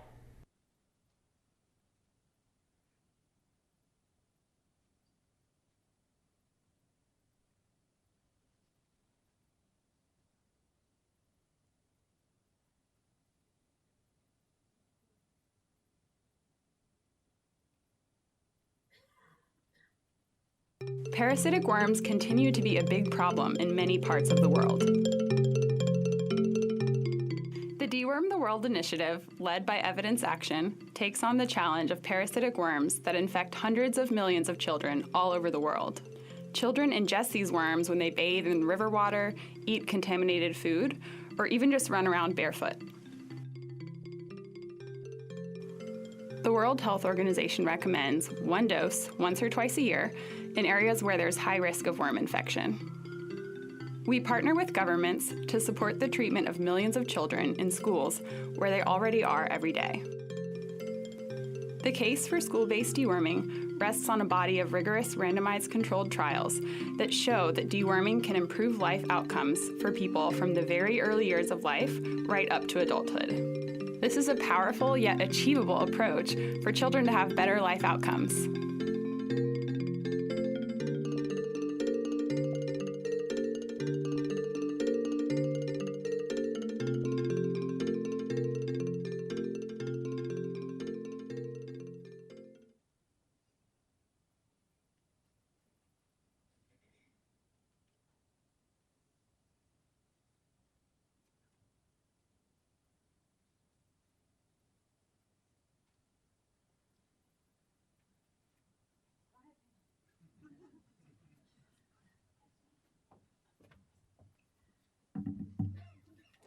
right, good morning. So my name is Justin Sandifer. I'm a senior fellow here at CGD. Great to be with you all this morning. And our second panel is entitled, What Have We Learned About Investing in Impact Evaluation and Evidence? The first panel was about the collaboration between researchers and government partners, and now we're sort of turning our lens on sort of the industrial organization and the funding of generating that evidence. As Abhijit said, we're not going to run the RCT of RCTs to prove what's the right structure, but we're going to have some people with in-depth experience, both running and funding impact evaluations, talk about what they've learned. So we've got sort of an all-star lineup here. Really happy to have with us Manny Jimenez from the International Impact Evaluation Initiative, 3IE, Executive Director of 3IE. We have Marcus Goldstein, who is a lead economist and runs the Africa Gender Innovation Lab at the World Bank. And Michael Kramer, who is probably needs no introduction to many of you who follow this sector, Gates Professor of Developing Societies in the Department of Economics at Harvard University, and Scientific Director of the Development Innovation Ventures DIV at USAID. And finally, last but not least, our own Chief Operating Officer here at CGD and Senior Fellow, and until 5 days ago, Director of our Global Health Program here at the Center for Global Development, Amanda Glassman. So we're going to run through. I'm going to invite Manny to start. 3 of our 4 panelists have short PowerPoint presentations, and then we'll go one by one. But everybody's mic'd up. You can choose whether to stand here, sit there. I'll leave it up to each of you. And so if the AV folks are with us, if you have the Manny Jimenez slides, I'll turn it over to you. Thanks. I think I'll stand since I'm short enough without your having to be challenged by my sitting down. Thanks very much. It's a real pleasure for me to be here in this event with co-partnered with CGD and JPAL. As some of you may know, my organization, the International Initiative for Impact Evaluation, 3IE, was born out of a report that CGD's working group formed, and many of you here were either at CGD or were part of that working group. I hate to tell you this, but I don't consider you as the parents of 3IE because those were in fact our initial funders, so you are grandparents, all of you, of this endeavor. And in thinking about what to say about the perspective from an organization like 3IE, I thought I'd start with reflecting on a slide similar to what Abhijit presented on how much has been invested in this effort through the years. So what we have at 3IE, my colleagues, and Annette Brown is here, I see as one of them, now it's FHI 360, but one of the co-authors of a report that is based on a repository of all the impact evaluations, both experimental and quasi-experimental, that have been published since 1980. This is the picture is very similar to the one that Abhijit presented of the impact value of the RCTs at JPAL. You can see a tremendous increase, but what was happening is that up until about 2006 or so, it was an average of about 50 impact evaluations that were being published per year, and as of about 2014, that was around up to 500 being published per year. And this includes both publications in peer-reviewed journals, but also some gray literature working papers like the NBR series and things like that. So as Abhijit and others mentioned, there's been a tremendous increase over the past 15 years. Now, you'll see that in the past couple of years, there may be a bit of a downturn. So people have said, is the initial enthusiasm over? We think this is still too early to tell, and the story still is one of tremendous investment in this area. But I want to tell you also that based on our experience, where do we go from here? We can't be complacent about this. First of all, as others have mentioned, we don't know whether or not, even though there are 500 being published a year, there are hundreds of thousands of programs out there across the developing world. But I want to talk about two gaps that I think are we've sort of been looking at. One is a knowledge gap, and the second is a perceived usage gap. And let me just talk briefly about those in the time I have remaining. So one knowledge gap, and again, this is similar to a graph that Abhijit presented, is what is the geographic distribution of impact evaluations across countries? And as you'll see, there's a lot in India, and the good news is that some of these are very low-income countries, including in Kenya, but also middle-income countries such as China, Brazil, Mexico, and South Africa. So that's the half-full side. So as an economist, you can always, we always have to look at the half-empty. And the big issue here, of course, is that there are certain regions in the world, including some of the poorest regions in West Africa, very, very few, almost none in the Middle East and North Africa and Central Asia, that are still gaps. And this is a concern because of the external validity question that colleagues raised earlier about if the context in which these evaluations are being done are quite different across these countries. We want to make sure that we have that covered. In fact, only about of the 4,500 or so, is that right? There are about 4,500 now evaluations in this database. Only about 8% are in fragile and conflict states. And of those, half of those are in two countries, in Pakistan and in Zimbabwe. So that's the first gap that we want to think about. The second is across sectors. So most of the evaluations that have been done or published so far have been in 4 sectors: in health, education, social protection, and agriculture. And that means that that's the good news because these are the public goods that we talk a lot about, and it's terrific that the world is investing in learning in these sectors. The not so good news, of course, is that governments and international organizations are investing huge sums of money in areas like infrastructure, energy, transportation, and so forth, where there's much, much less of these kinds of evaluations. And the third gap are distributional effects. I think that we heard earlier today about some studies that looks at average effect sizes. I think there are now more studies that look at the effects across the heterogeneity of those effects across different types of groups. Okay, but there's still not enough of that being done. A recent systematic review that 3IE did on education, for example, that across all of the studies on what is effective in improving education participation and learning, there are relatively few studies that looked at the analysis at the subgroup level across gender or socioeconomic groups. So there are these persistent gaps still, despite the huge evidence investments that have been made, and we'll sort of wonder why. Let me just mention 3 of my reflections on why that is. One, of course, knowledge is a public good, but that's true across all of these sectors and across all these geographies. But still, it's still a very important part, and we do need more of this kind of investment.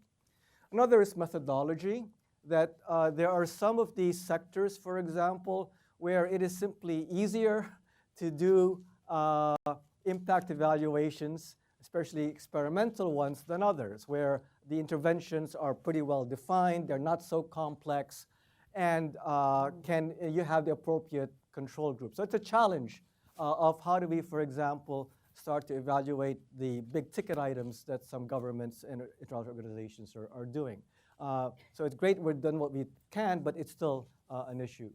A third is political economy that the last panel alluded to, and it's just that especially for some big ticket items such as infrastructure and energy, where there's a lot of people have a lot at stake already in making sure that these are shown to be successful.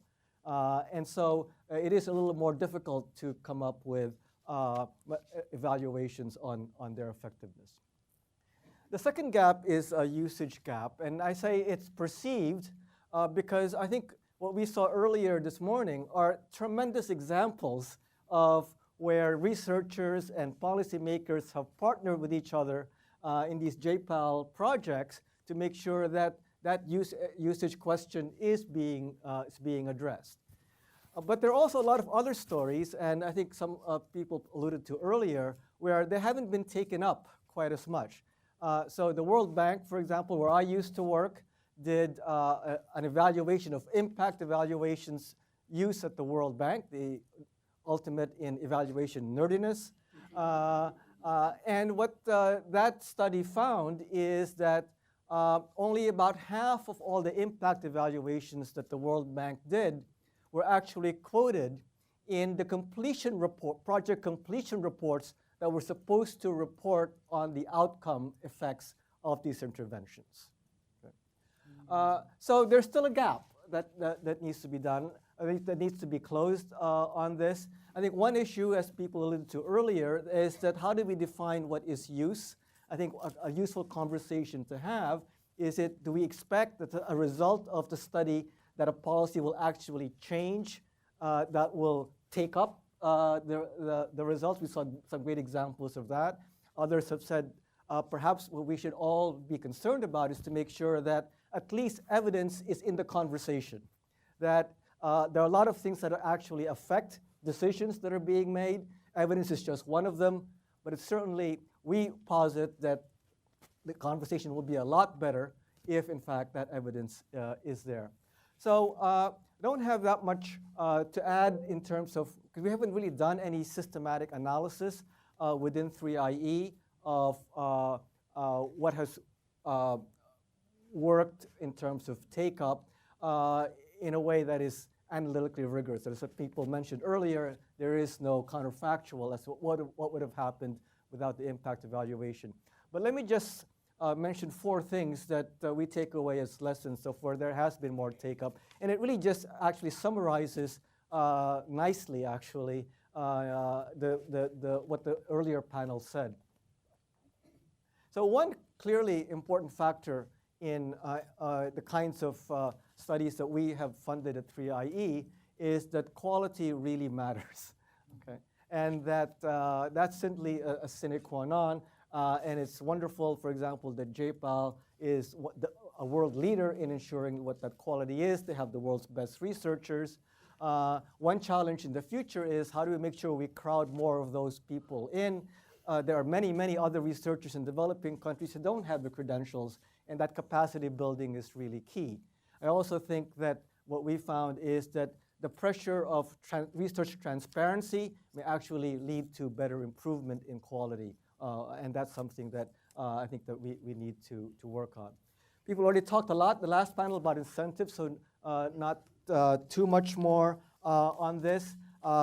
And I think Santosh spoke very eloquently about identifying key champions. I think the lesson for me here is that really have to move from an accountability framework to a learning framework. That's in terms of setting the incentives right, because the kinds of examples that we saw earlier are of what was really taken up is how do you make sure that you're actually improving how things are being delivered better as opposed to did it work or not. Third is communications. People talked about in the last panel too about researchers are from Mars, implementers are from Venus, and that you have to make sure that they're talking with each other. I think what we found is that this engagement can't be completely independent, that early and sustained interaction between research and policymakers really works, and then to bring in professional communicators pretty early on in the game. And finally, timing matters. I was astounded in the example earlier, for example, in a 6-month intervention, you not only have to be at the right place at the right time, but I think that all of us need to make sure that we look ahead and make sure that we time the interventions properly. So in sum,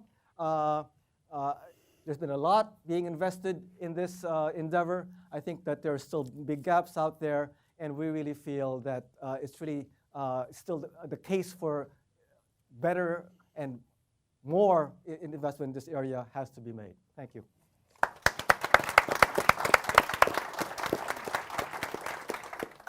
All right, so if we can queue up the slides, I'm going to invite Marcus Goldstein from the World Bank. We've just had a former World Banker at the Independent Impact Evaluation Initiative say that evaluations within the bank were not being used. And so now, with that generous introduction, we'll let Marcus explain the relevance of embedded evaluations within the bank. Yeah. I'm going to explain how they use you. So I work in something called the Gender Innovation Lab. So I'm going to present some reflections and attribute them to me. There are people within our team who disagree with what I'm about to say, and I'll try and point some of that out. Let me start just briefly by introducing who we are, for those of you who don't know. We're thematically organized. It's a bit different than some of the other organizations you're going to hear from today. And we're about what works and what doesn't to address gender inequality, and then get those results used for policy. So we work in sort of four major and one minor thematic lines. They're all around economic activities or agriculture, enterprises, labor, assets, and gender-based violence. And so we have about 50 impact evaluations, 20 plus countries. I think one thing that's been implicit in everything that's been said today, but I just want to make explicit, is these are about learning evaluations. We're in that stream. We're not about accountability. The World Bank has a whole accountability evaluation department. We're not them, lest you be confused. And so we work with a range of implementers, and we work with them very closely. And that's going to be one of the themes that I'm going to talk about today. In November 2015, we did a midterm review. It's a midterm of something. And we, as part of that exercise, we tried to figure out how much policy influence we were having. So we came up with a number that we had directly influenced $600 million of development activity spending. But if you took the total projects we influenced, that would be 1.6 billion. So wherever you want to put your denominator. But using that direct figure, the smaller one, for every dollar we spent on the analytical, the research part, we influenced $46 of spending. I don't know if that's a good number. It's a number. So 86% of this was on World Bank funded activities. So we have a lot of a lot of our influences within the World Bank because we sit there, and it's easier for us. I think it's also a lot easier to measure. It's hard for us to get other people to tell us that we had an impact on them, and I'm going to come back to that point. Then we had a bunch of stuff we couldn't value, which we called priceless. For everything else, there's the MasterCard. And so it was things like a commercial bank copied an intervention we were doing, and we could tell because it had the exact same name and was structured almost identically. So that went to scale. And we kind of know if they're running it right, they're doing well. But another example is a part of the World Bank that advises governments on business registration changed the type of advice they were doing based on some results we had from Malawi about making salient the benefits of registration and what it could be used for. Very salient. I don't know what that's worth. I think that's part of it is in valuing this is difficult. And then there's a bunch more which are about changing the sort of trajectory of different projects. One was a project in Niger that, because it was doing an evaluation, was able to raise more funds for implementation. And then another was an NGO, BRAC, that we were working with. We had some really strong results from Uganda on the program they were doing. But it was a package, and it was frustrating, I think, going back to Abhijit's question of the why. We didn't quite know why it was having these strong impacts. And so in another generation, at first they were like, no, we're not going to unpack this. But now, having seen the results in Uganda, they came around to thinking about trying different pieces of the intervention. So sort of evolution in their research agenda within the organization, I think. Okay, so unpacking these numbers a bit, I mean, there's lots of things you could argue with in constructing these numbers, but I think there were a couple things that came out to me during this process. And the first is that it's really hard to get people who are working all the time on establishing causal relations to confess to policy influence, because they don't, there's lots of things going on and they realize that. So, you know, and they're particularly humble. And so, you know, it was like pulling teeth. At one point, one member of our team has an experience in management consulting, and she's like, "What's wrong with you people?" So the second thing is I think more fundamental to this whole idea of getting research used. And for research to be used well, it has to be owned by the receiver of the idea. All right? And the more the receiver owns it, the more the potential you have as a researcher to undermine that ownership by claiming some credit for what happened. Right? It's not a strict one-to-one thing. And I think there are plenty of cases where the policymaker's happy to acknowledge that contribution. But I do, you know, there's a power dynamic issue here. There's also like people owning it. And I think an important thing goes, again, a bit back to what Abhijit was talking about earlier, is policymakers aren't idiots. They don't copy a program lock, stock, and barrel. They adapt the ideas and they take certain things, particularly if they can understand the why of what was going on, and that's what they're going to implement. So yes, the research idea had some influence. Is the research idea recognizable? That's hard. And so I think this is, you know, when we're trying to understand the policy influence we have, the trick is also not to undermine it as we try and measure it, I think. All right. Let me work through three sort of ideas that came out, I think, from going through this review. The first is that I think the whole exercise of impact evaluation changes the projects, and that's policy influence already. So I think you heard examples of it this morning. If you were listening carefully, you could hear that things were starting to change when there was that first engagement. We did a project in Ethiopia where we were brought in by some of our operational colleagues in the World Bank to work on this project. And so our standard procedures, we do a workshop with the implementation side to figure out what the impact evaluation is going to look like, what are the questions it's going to answer.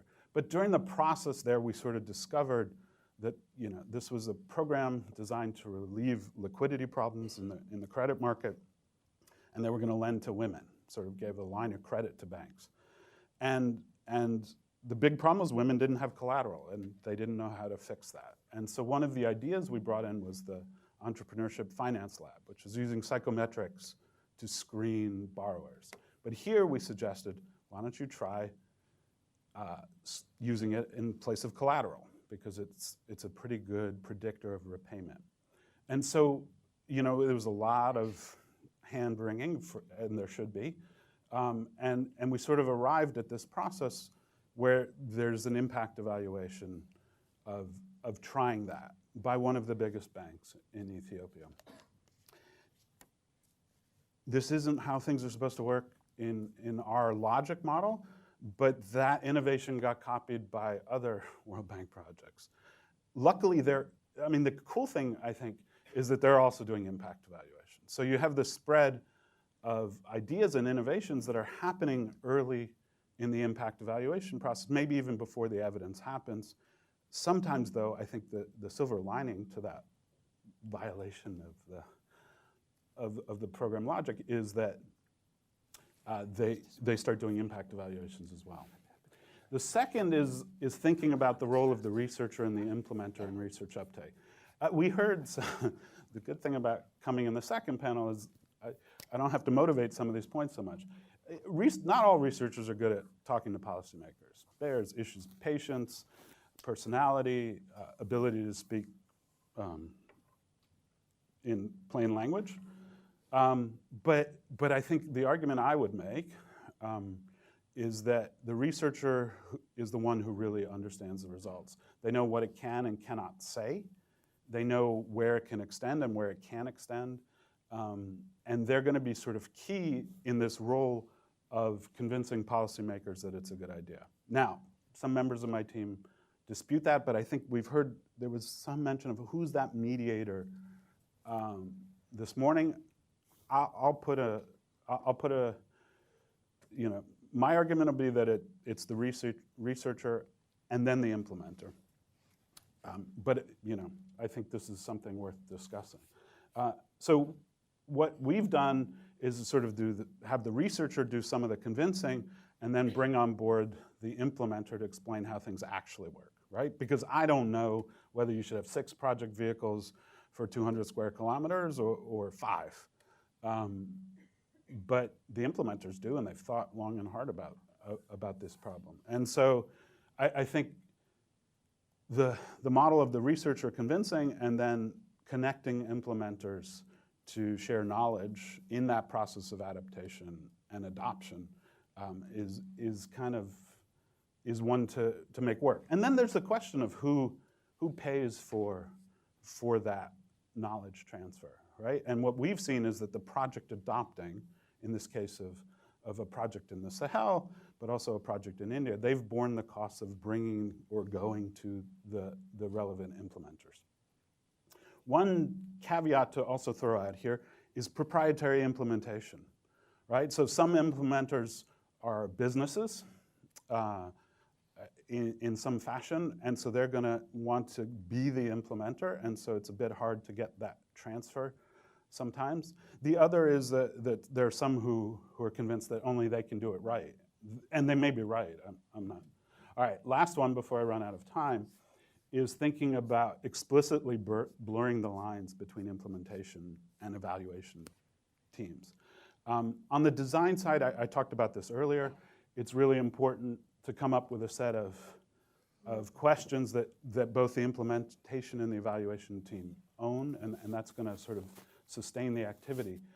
On the research uptake side, I think two models of this. One is working with in-house researchers, so researchers that are part of the implementation organization. They're gonna help add legitimacy to those results getting used, and also they know how to work it. And sort of the World Bank manifestation of this is that we've been splitting some staff who work on the impact evaluation side, but also design projects. And those folks are sort of a critical node in viral spread of ideas and adoption. Thanks.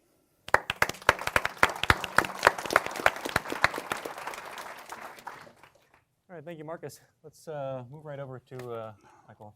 Great.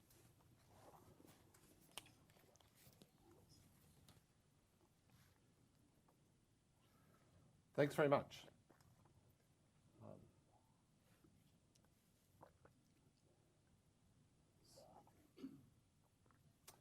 So what I'd like to talk about is a quantitative portfolio review that Esther Duflo and I worked on together to look at the track record of development innovation ventures in the first 2 years.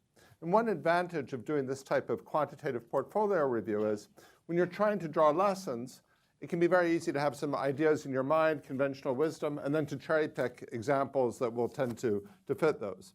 So what we decided to do is we take a look at all of the projects that were funded by Development Innovation Ventures, which I'll explain in a minute, in its first 2 years of operation, and then see if we can draw some quantitative lessons about impact.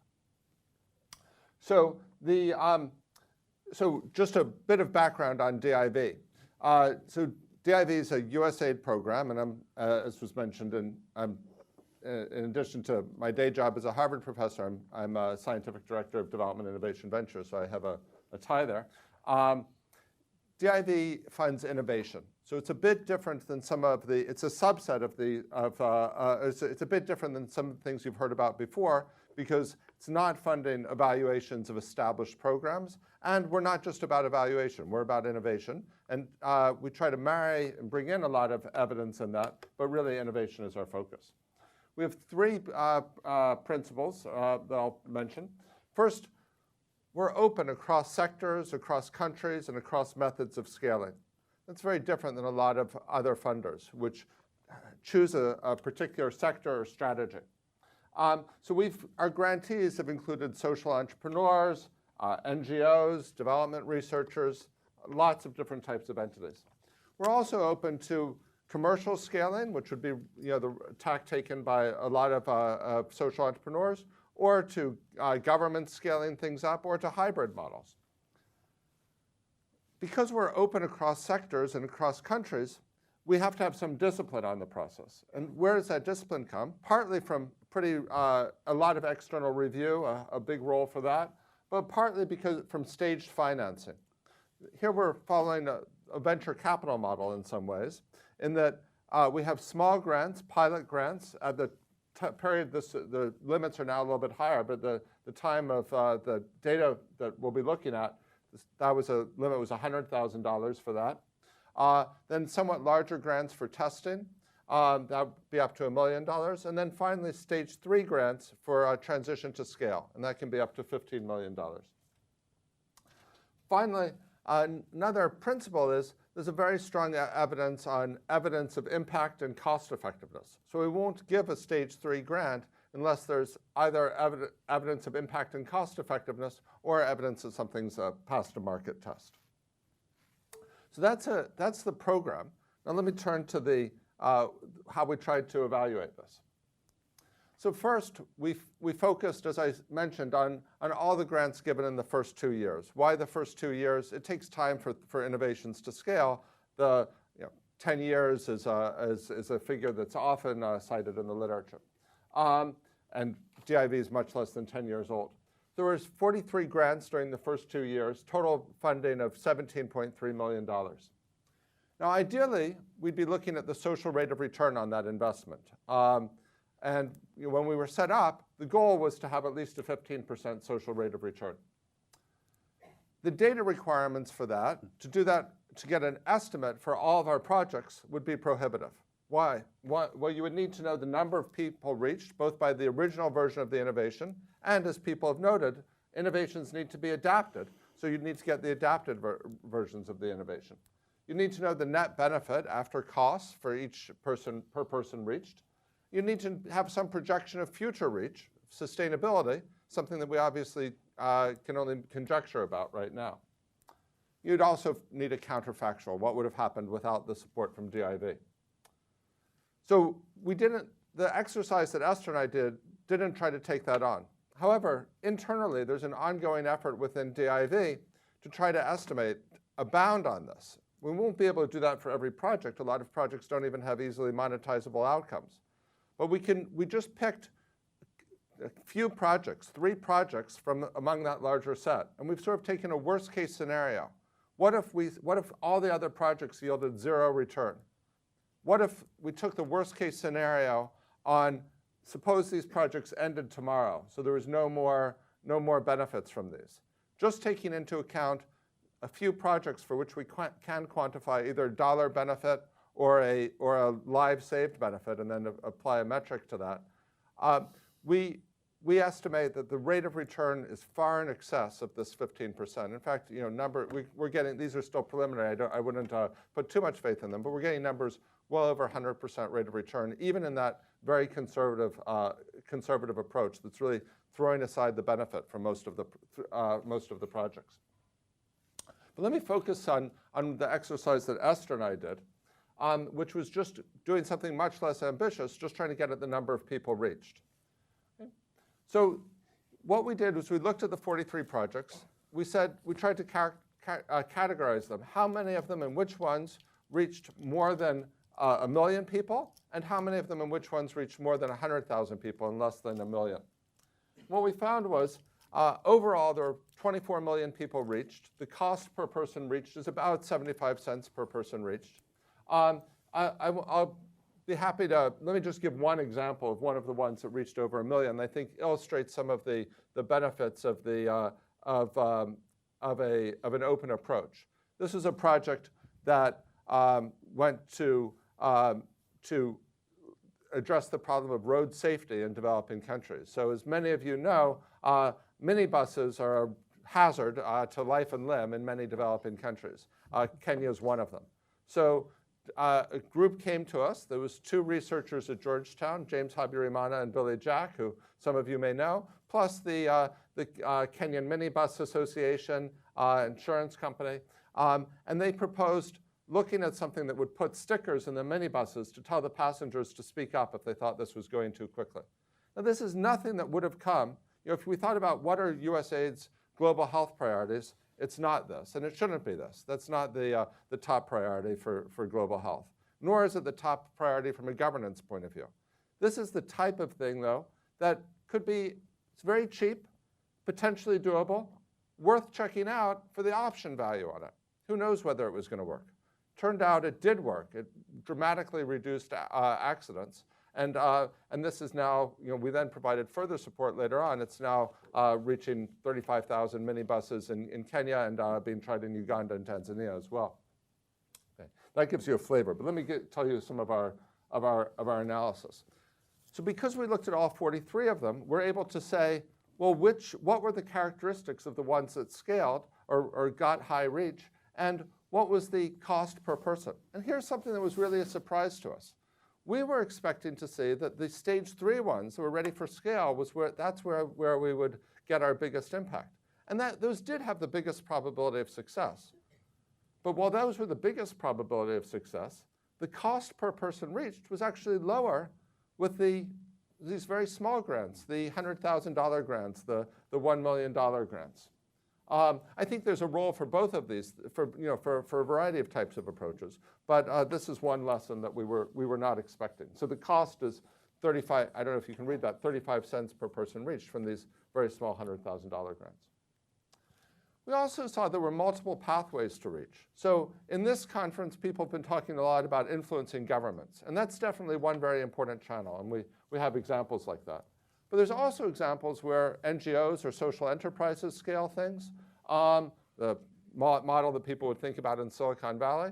There's also examples where other existing large institutions take something on. Insurance companies start saying you should put those stickers in your minibuses as a condition for coverage. Or newspapers start running information about voter report cards that are put together by an NGO, because that's a cheap way of getting content for their newspaper. Okay. One question that might be of interest to many here is there's often an image that academics and researchers are in an ivory tower. RCTs are nice for publishing purposes, but that's not really what's going to influence things. Here's another area where our results were a bit of a surprise. We looked at 19 awards that of these 43 did not have an RCT or researcher involvement with them. 16% of those reached more than 100,000 people, and none of them reached more than 1 million people. I think there were actually some very good awards, and some of the rate of return may come from those. So I don't want to claim those are not worthwhile. But rather than see a lower rate of scaling among projects with RCTs or researchers, we actually had a higher rate. So of the 24 awards with RCT or researcher involvement, 42% of them reached more than 100,000 people, and 25% reached more than 1 million people.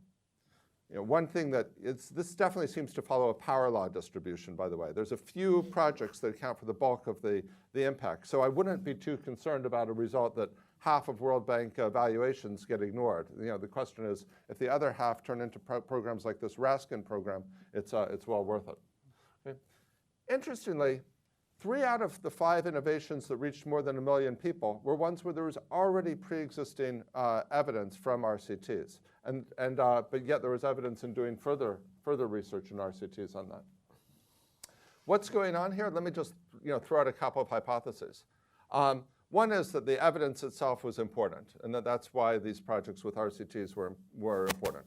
Could be, we won't know the counterfactual of what would have happened without that. A second hypothesis is one that I think is also worth considering, which is that the programs that bring themselves forward as wanting to do an RCT, that's positive selection, that the programs that know that they're not, or worry that they're not effective or cost effective, won't come forward. And then the third one, we're in the innovation business. And if we think about it, in some ways we're modeled on venture capital. If we think about venture capital in biotech or venture capital in ICT, Well, it's standard to say we're going to take people from the research community in biotech, in biology, and some of those people are going to be involved. They're going to have insights from the leading edge of the research that are going to be useful in developing biotech innovations. Or Google came out of Stanford computer scientists. So we may be reaching a situation in development economics where researchers actually have something useful to contribute. Who knows? I don't want to press that too far. Okay. So one question is, does this open approach have more applicability?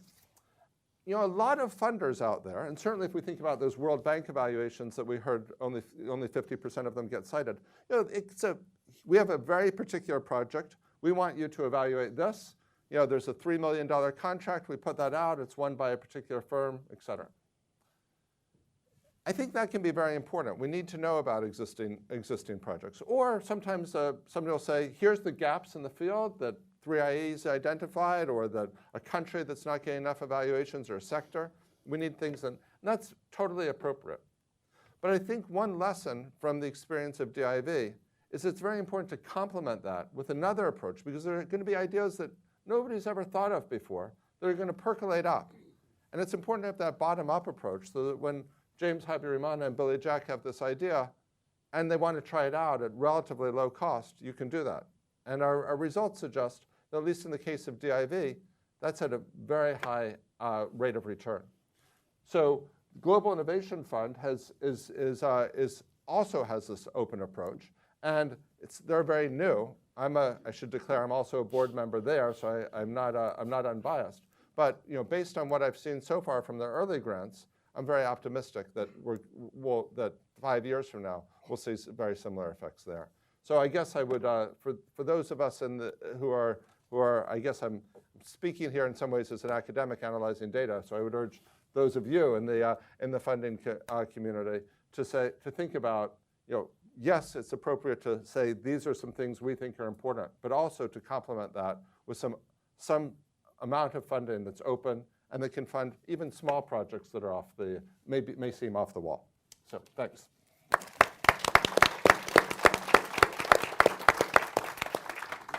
All right, so stepping back before we go to our last panelist, our overall question here was, what have we learned from investing in impact evaluation?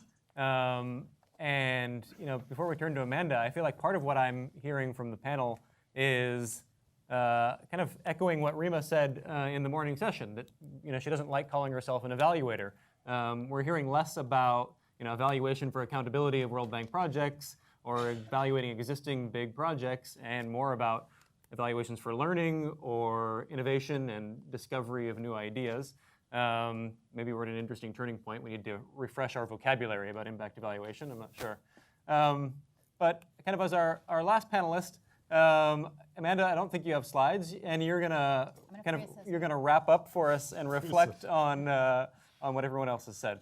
Well, I just want to say the person that I wanted to sit in this seat actually would have been a member of the transition team of the new U.S. government, okay? And why did we want to invite that kind of a person? Because, I think when you look at other countries, let's call them the United Kingdom, for example, where you see the evidence and evaluation movement as an integral part of government practice. And there was movement afoot led by non-governmental organizations like Results for America to try and push that evidence and evaluation agenda in the whole of US government practice. And I think it's a little sad that Obamacare, being a huge experiment, we actually only had one RCT in Oregon, and it reported results after, I think it was 12 months of implementation. And think of the high stakes around reform of Obamacare now. And a lot of the evidence that we have is from trend data, government data. If only we had more, I'm not saying that an RCT, more RCTs of Obamacare would change what might be about to happen in the US, but I think it would be nice, let's put it that way.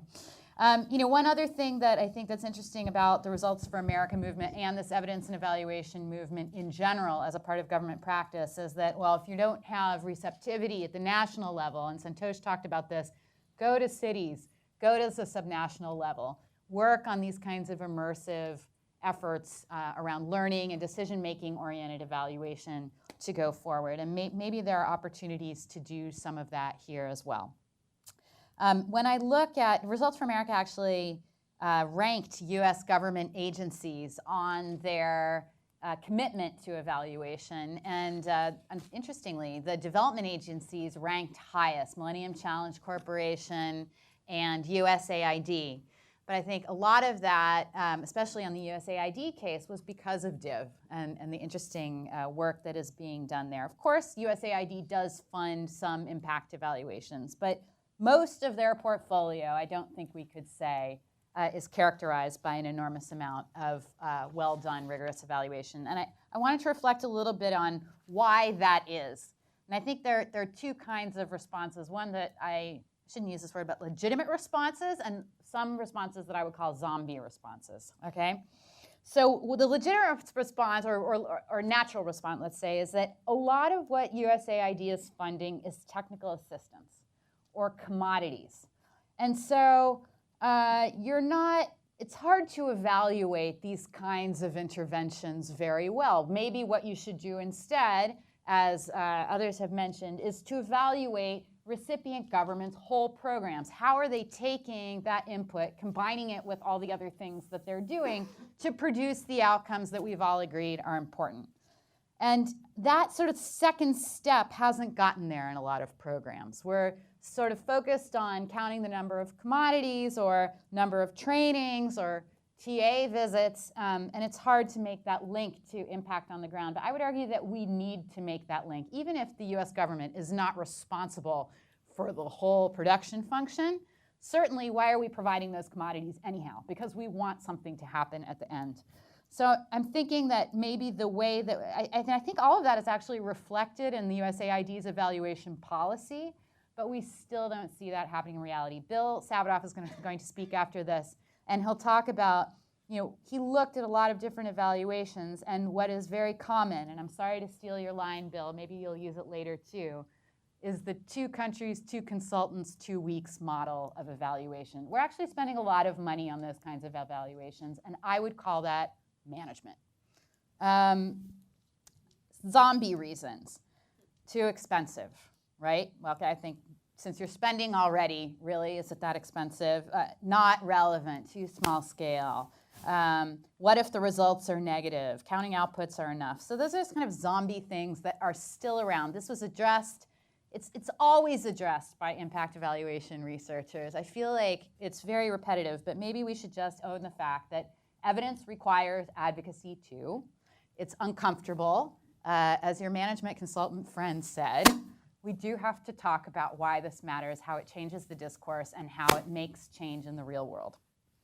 I think the second issue that's come out very, very strongly is around relationships, the permanence of the evaluation function within governments. I really like, when I look at the work of the Inter-American Development Bank or the World Bank over time, it's that permanent accompaniment, or the JPAL Government Partnership Initiative. You're there as a resource on an ongoing basis to multiple generations of policymakers who will come in and out. The experience of Santos is so true, so good. And I myself worked a lot on the Progreso Oportunidades cash transfer program and evaluation that was funded by the IDB and the World Bank over many, many years with IFPRI. And what that matured into in Mexico was a National Evaluation Council that started to bring this whole evidence and evaluation approach across government. So it sort of gets us back to where I started. Same in Chile, same in Colombia. I think those countries are very interesting. South Africa now has an evaluation council. And then finally, I do think we need to pay attention to and give some greater reputational incentives for politicians around evidence and evaluation. They need the goodies, right? You need a good slide. This is their message. It's their accomplishment. They're the ones who have to go out and tell people what's happening and own the bad news if it happens to. And that's why I think when Bill talks a little bit about honoring those who have fought the good fight and talked about these issues and then taken advantage of windows of opportunity to create reform Can you imagine what it means to take away a rice subsidy from people in Indonesia who are not poor, or the LPG gas subsidy? I really think these people are public sector heroes, and we should be celebrating them much more. So with that, I'll end. Thanks.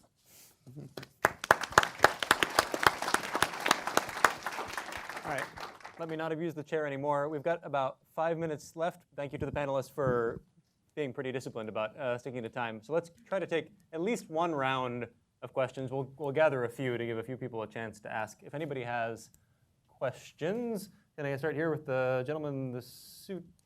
Yes. Hi, John Hicklin. I used to be at the IMF's Independent Evaluation Office. I have a question for Marcus, but also it reflects to Manny in the IEE. When you did your review in the World Bank of how effective or how much used independent evaluation had been, or impact evaluation, did you look at the database that was with 3IE and see to what extent anything there was useful for stuff that should have been done in the World Bank? Is that a sort of an obligation to look at that database? And secondly, did you look at the extent to which there were projects where that perhaps ought to have been impact evaluation looked at, rather than just the ones that had definitely an impact? Thank you. Can we go to the woman in the back row here? Thank you. Hi, I'm Dewi Susanti. I'm from World Bank Indonesia office. So I have questions for all the panelists in regards to recent pushbacks from donors as well as government on working on long-term impact evaluation. So the intention is to how do we get to quicker turnaround in terms of evaluation results? And as well, looking into what kind of what's your experiences as well as guidance in terms of talking to government or like donor in regards to that. Thanks. Right, and the last one here. Rebecca Firestone with PSI. This is a question for all of the panelists. I'm hearing from this conversation a discussion about the importance of having evaluators embedded in implementing organizations and a role for internal evaluation. So I'm wondering if the discourse and therefore some of the funding models about who's doing evaluations needs to be changing as well. All right, I think in the interest of time, we'll have to close it out there. I think one of those was directed directly at you, Marcus, and then we give everybody a chance to pick and choose. Okay, so I wasn't clear. Our review was the knowledge that we had produced and where it was being used. Some of those are in the 3IE database, but that's almost incidental for the purposes of this exercise. It was more of an internal, who's using it, or are we making a difference anywhere kind of exercise. But this question you ask about projects that should have been evaluated is a good one. I think this is where you need to start thinking about the accountability versus learning exercise.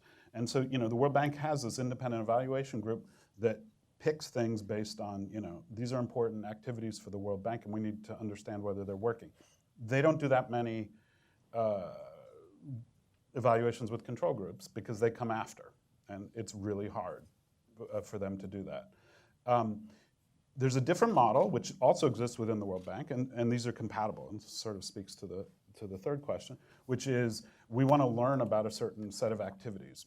A, because they're important, B, because here's an innovation we want to try. There's a bunch of different, I think, legitimate reasons to do that, but it's not selected with accountability in mind. It's about learning and making operations hopefully better. And so you can have those two within the same organization. They can complement each other. And I think it's healthy. I'll stop. Michael, anyone else? I'll respond to a question you asked, which is different terminology. I think we need evaluations of large existing programs. We also need one other type of terminology I'll throw out is beta testing. If you're a technology company, you're going to beta test a new product before you roll it out. And part of what Development Innovation Ventures exists to do, and what Global Innovation Fund exists to do, is to beta test new things. And that's an important investment in the future. Just a couple of things. One is on this question of quicker faster evaluation. I think we just had a great example in which you really need to have a base already there that can respond very quickly in countries. The other is what takes time in evaluations. It's really both not just the implementation, but also the questionnaires and the surveys that takes time. So to the extent that there's going to be more data out there that are not based on questionnaires, maybe using the new sources of big data, that's something that I think could help. Just one last thing on the accountability question. I think the last thing that perhaps a lot of bureaucrats want is to be told, you're very courageous. And so the question in my mind is, how do we make sure that we encourage this kind of change in attitude without having to have that much courage that you actually stick your neck out? And there I think the discourse has to change of, look, we do these things not to beat you over the head, but to help support you in improving the way you do business. Excellent point. Amanda, any final thoughts? Okay, well, I was thinking about the role of external evaluation offices at the multilateral development banks. And, you know, like places like, they have an accountability function, and they rarely do impact evaluation. There's some of that going on. And part of it's that project teams do not build in the capacity to evaluate the interventions ex ante. Therefore, there's no way to retrospectively construct. But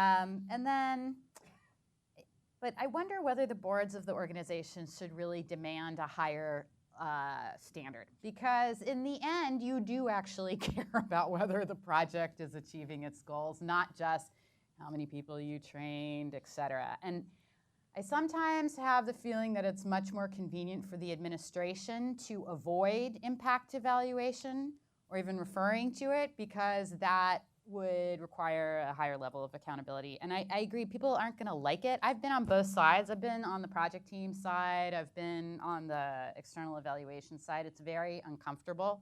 But I sort of feel like I don't want to read any more reports that are counting beans. I mean, what's the point, right? So. All right, on that happy note, thank you to everybody, and thank you to our panelists. We should move on to, I think Bill Sabadoff is up next. Thank you, everyone.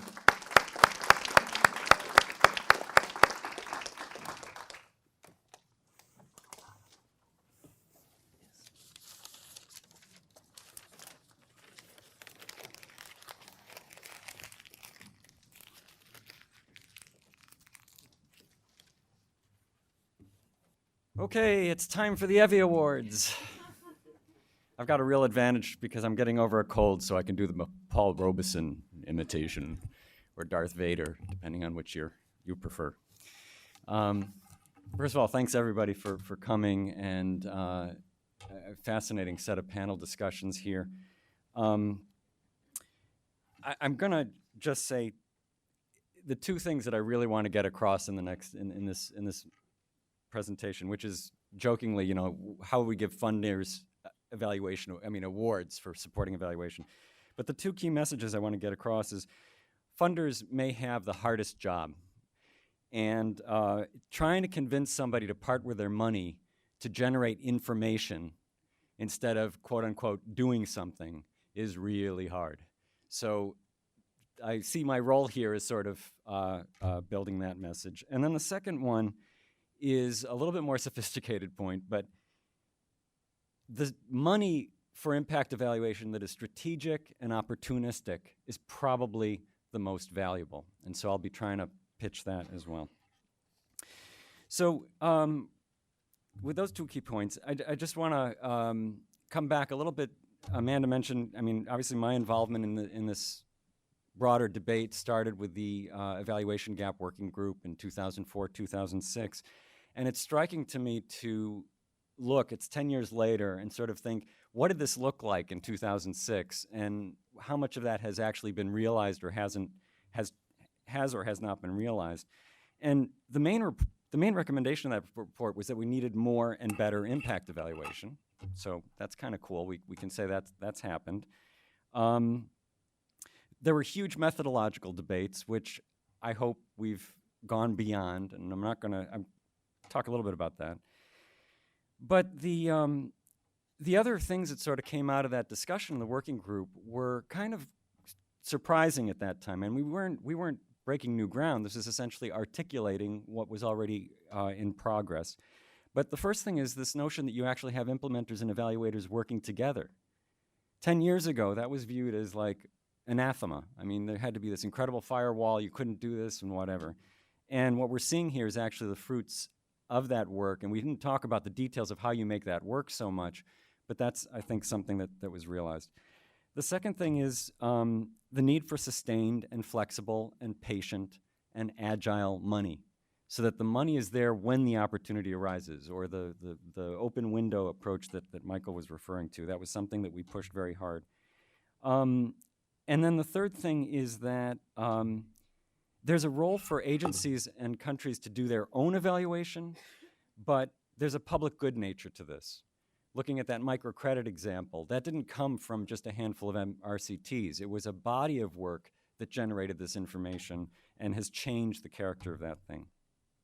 So a lot of these things came up in those discussions. They've been realized to a large extent.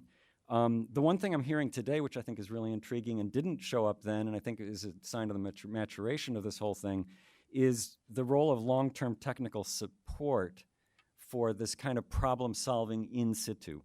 So you don't get, you have much more opportunity to take care of this opportunistic stuff when you have the ability to do a survey quickly, or the staff available, or people to do that problem solving. So that's not really the focus of my talk, but I couldn't help but sort of reflect on how much this has changed over the years and where we're going. The core of this is the funders. I mean, researchers, implementers, policymakers all get credit in different ways. But funders tend to get one line in the acknowledgement in the paragraph on the title page, you know, thank you for DFID for funding the problem. And it is a hard task. And we can see how critical it can be. I think the Indonesian example mentioning the Australian, I didn't know that was, you know, the Australians sort of jumped in with the money. That's really critical. And what Michael was mentioning about the open window, that's something that was a key part of the founding of 3IE, was that it was supposed to have open windows. It could be strategic, it could be opportunistic, it could support these things in staged fashion. So where's my clicker? Here we go. So just to fill this in a bit, there are a lot more evaluations than before. This is a chart based on the 3IE database. I see Annette here, one of the co-authors. You can see that this is impact evaluations with some kind of rigorous definition of rigor, essentially having a credible counterfactual, a good method, and data. You can see that in the 80s and 90s that the numbers are kind of in the tens. Around the time JPAL was funded, it was already growing, but it jumped. DIME is the World Bank Impact Evaluation Program. CIF was started by the Spanish government as a trust fund for impact evaluation, but has subsequently been basically financed by the British. The creation of 3IE in 2009, and so on. There are 3 points I want to take about this. First of all, there's clearly a huge growth in impact evaluations in developing countries. That's number one. Number two, it doesn't show in this chart, but these are actually many different methods. Random control trials are, I think, the majority of these, but randomized control trials did not replace quasi-experimental studies or other kinds of methods. They grew along with them. So they account for a large part of this, but not all of it by any means. And then the final thing I want to point out is the left-hand axis ends at 400. So if you know, this looks exponential, like, whoa, you know, you guys got to slow down, too many impact evaluations. No, there are 100 countries in the world times, say, 25 sectors, times how many interventions do you know, thousands that, you know, in each sector. This is not a large number relative to the kinds of policies, kinds of interventions, and kinds of questions that we have out there. So yes, we're doing a great job. We're getting more knowledge. We're doing more, but by no means is that left-hand axis has to change. But the next thing I want to point out is that impact evaluations are not the only kind of evaluation that's being done. Amanda mentioned that in the last section. Lant, Pritchett, and I get into frequent debates about how much RCTs are taking over the world. And it was only a couple of months ago or a year ago when I started working on this paper with Julia Raifman, Janine Madan, and a couple of others, looking at the 5 major funders of health programs and all their evaluations, not just their impact evaluations, to look at the quality of their evaluations and the character of those evaluations, that I started understanding in part why Lant and I were seeing the world differently. Because he was looking at the world of academic production of impact evaluations, and I was in constant contact with funders and agencies. And I'm not sure how clear this is to you, but we looked at 5 major funders of global health programs over 5 years, 2009 to 2014. We were able to identify almost 300 evaluations, studies of these health projects, large health projects. And of these, you can see that about the number of impact evaluations was 22 out of those 300. There were 5 studies that were kind of hybrid, both impact evaluation and process or performance evaluation. But by far and away, 90% of these evaluations were not impact evaluation. So the main point I want to take away from this, a couple of main points. First one is impact evaluations are not taking over the world. That's the first thing.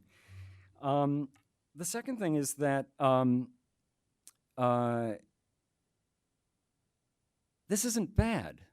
It's okay. I would differ a little bit with Amanda on this. Aid agencies, governments, World Bank, they have to answer questions, a lot of questions, some of them that can't be answered with a counterfactual. I was particularly struck, I use this phrase, two researchers, two weeks and 2 countries or 2 locations as a pejorative way of describing a lot of these evaluations. But I was reading through the ones that the British government, ICAI, they have an independent commission on impact, aid impact, that reports directly to Parliament. And I asked myself, if I were a parliamentarian and I was looking at a project of education in Pakistan, I can't go to Pakistan to find out. So is it okay, for me to get 2 intelligent people who've sort of looked at the stuff to go and at least do a smell test to come back and tell me what they saw? Now, as a researcher and logically, I don't think that really tells me much about impact of one of those projects. But as a parliamentarian, I could imagine, well, at least it's a bit better information. It's kind of a Bayesian approach. Somebody went there, talked to somebody. It wasn't a complete, nothing there at all. Might have been a Potemkin village. I don't know. But I still think there's a role for this kind of stuff. That kind of work itself can be improved. And that's part of what we're doing in this paper.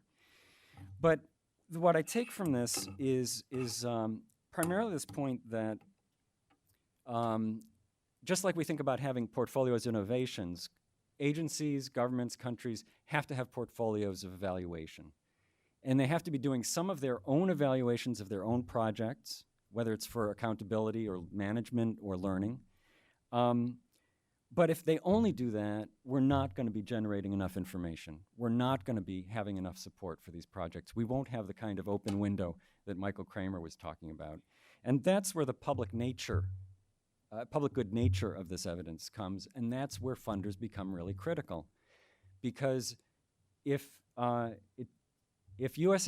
is only doing impact evaluations of its own projects, it will never learn about the interventions that are going on that DFID is funding, or that AFD is funding, or that the Indian government is funding, or somebody else.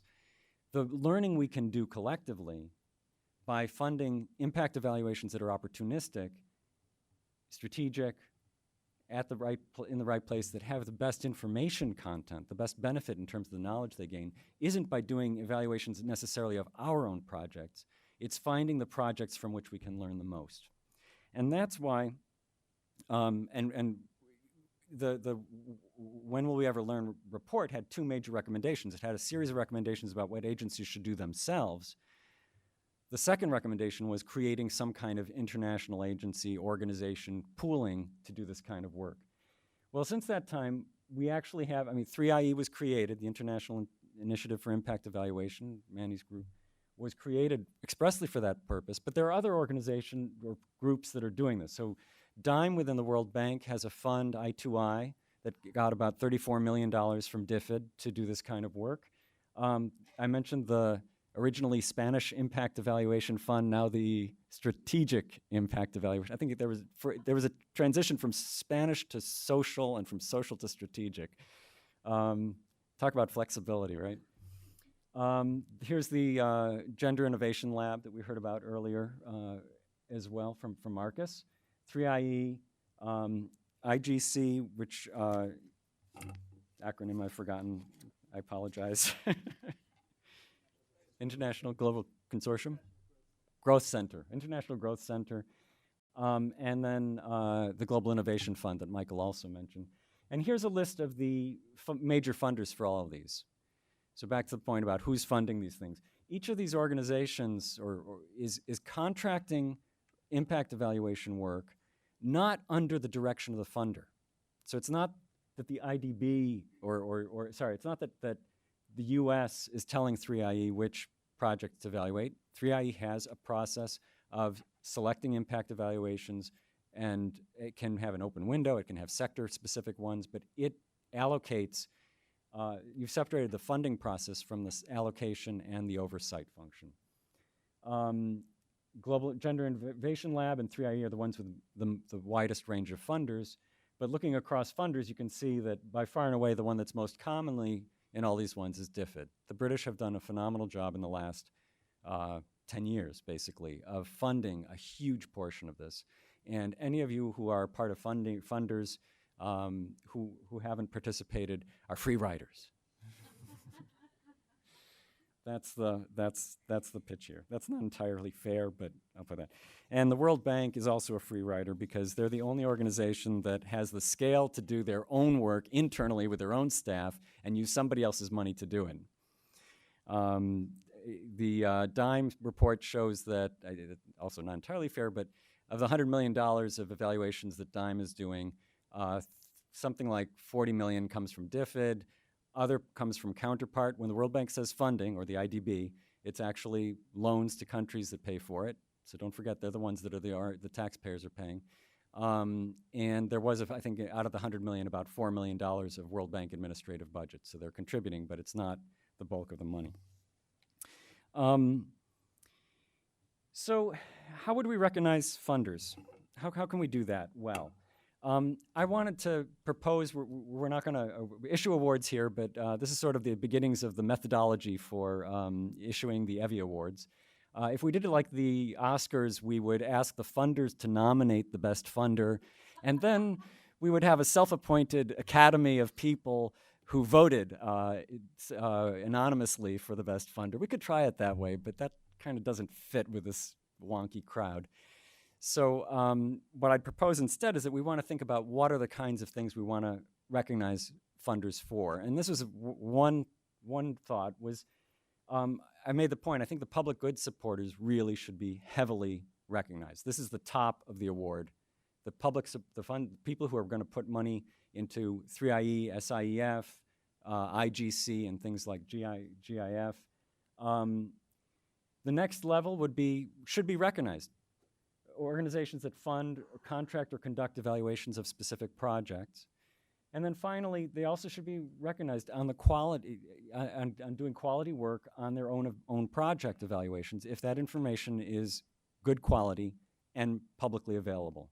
So it's a way of recognizing that that information can also be useful, but it only becomes a public good if it's accessible, searchable, and of good quality. Obviously, there have to be minimal criteria for the quality of these things, and that would be a big part of it. I don't have time to go through, these are just some preliminary thoughts. I've already mentioned DFID really, if I had to make a guess who's going to win next year when we do this and run on the numbers, I would bet on DFID. They've financed a large number of these groups.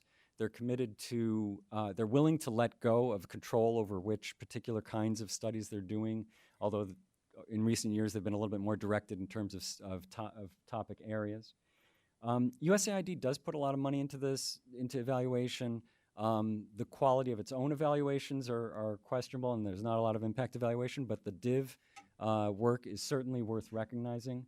The Millennium Challenge Corporation has put in about $17 million into monitoring and evaluation in the last year. It has a strong commitment to doing good quality research. Some of the pieces they did, for example, on agricultural extension a few years, were I think a model of transparency and pushing the envelope on what can be done. I put Spain here. They're not putting a lot of money in now, but I think they really deserve credit for what they did early on with SIF. I wish they would do more, but you know, maybe we'll have a past, you know, it's not lifetime achievement award, but something like, you know, ex post award for that. I want to mention the Gates Foundation is a major funder, big funder for 3IE. They haven't put a lot into other agencies, but they deserve some recognition for putting this forward. I think the Hewlett Foundation is unique in its having money that's been very flexible, very committed to the idea of a public good and catalyzing this kind of work. Even though they're not huge in this space by volume, by effort, I think they really deserve a lot of credit. And that's why, as you saw, I had two columns here. So one would be the award for the person with most money going into this, but some way of recognizing also the effort of the organization or the funder based on what they can provide or their scale. So with that, this is what we should look forward to next year, right? Best supporting funder of impact evaluation evidence. Maybe we'll have a series of categories. I don't know who we can get to, more exciting MC to present. We'll do our best to put this information together and send this around if we don't have a similar event next year. But I do want to close by saying, again, the funders are absolutely critical. Public good function of impact evaluation, getting money that's available in pools, the way DIV is pooled, the way 3IE, SIF, or these other things are pooled, I think is absolutely essential to the knowledge production process. Ruth Levine and I floated the idea of a 0.05% tax on disbursements of aid agencies, governments, and social programs and stuff like that going to some impact evaluation pool. I still think it's a brilliant idea. We could set up a system where you have accredited organizations like 3IE or IGC or something like that, and countries could get and funders could get credit for putting that 0.05% into one or more of those organizations. So with that, thanks so much, and look forward to next year's Evie Awards.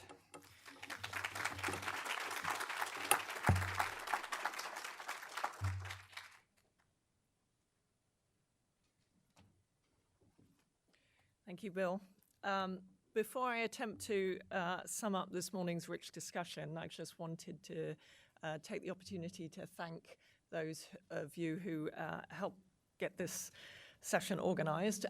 In Amanda Glassman's team here at CGD, thank you for hosting this, and also to Bill, Rebecca Foreman, and Amanda Leverett.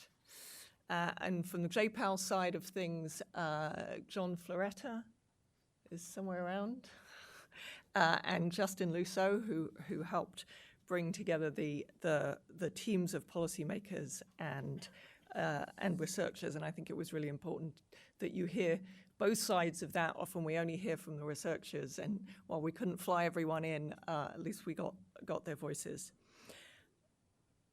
In the last year, 3 separate organizations have kind of done this, looking back at what 3 organizations who've been involved in developing evidence and promoting the use of evidence have been looking back and seeing, what have we learned? And that was one of the reasons that we wanted to do this event, is to kind of draw together all the lessons from those 3 different groups. So you heard from DIV and the Gender Lab, and also from JPAL from our review. And what struck me in doing this, but also in the conversation today, is how much we should look at this as a portfolio. When we invest in evidence, we're not saying that every single impact evaluation should change the world. What we're doing is we're investing in evidence in general, and I think what today illustrated really clearly was just a few big wins from that portfolio can really justify the whole enterprise. So we heard about Raskin in Indonesia, Primer in Kenya, DIV. Michael talked about the stickers example, and I could go on, but you know, you really only a few of these with these very big payoffs were needed to in a sense justify the whole exercise.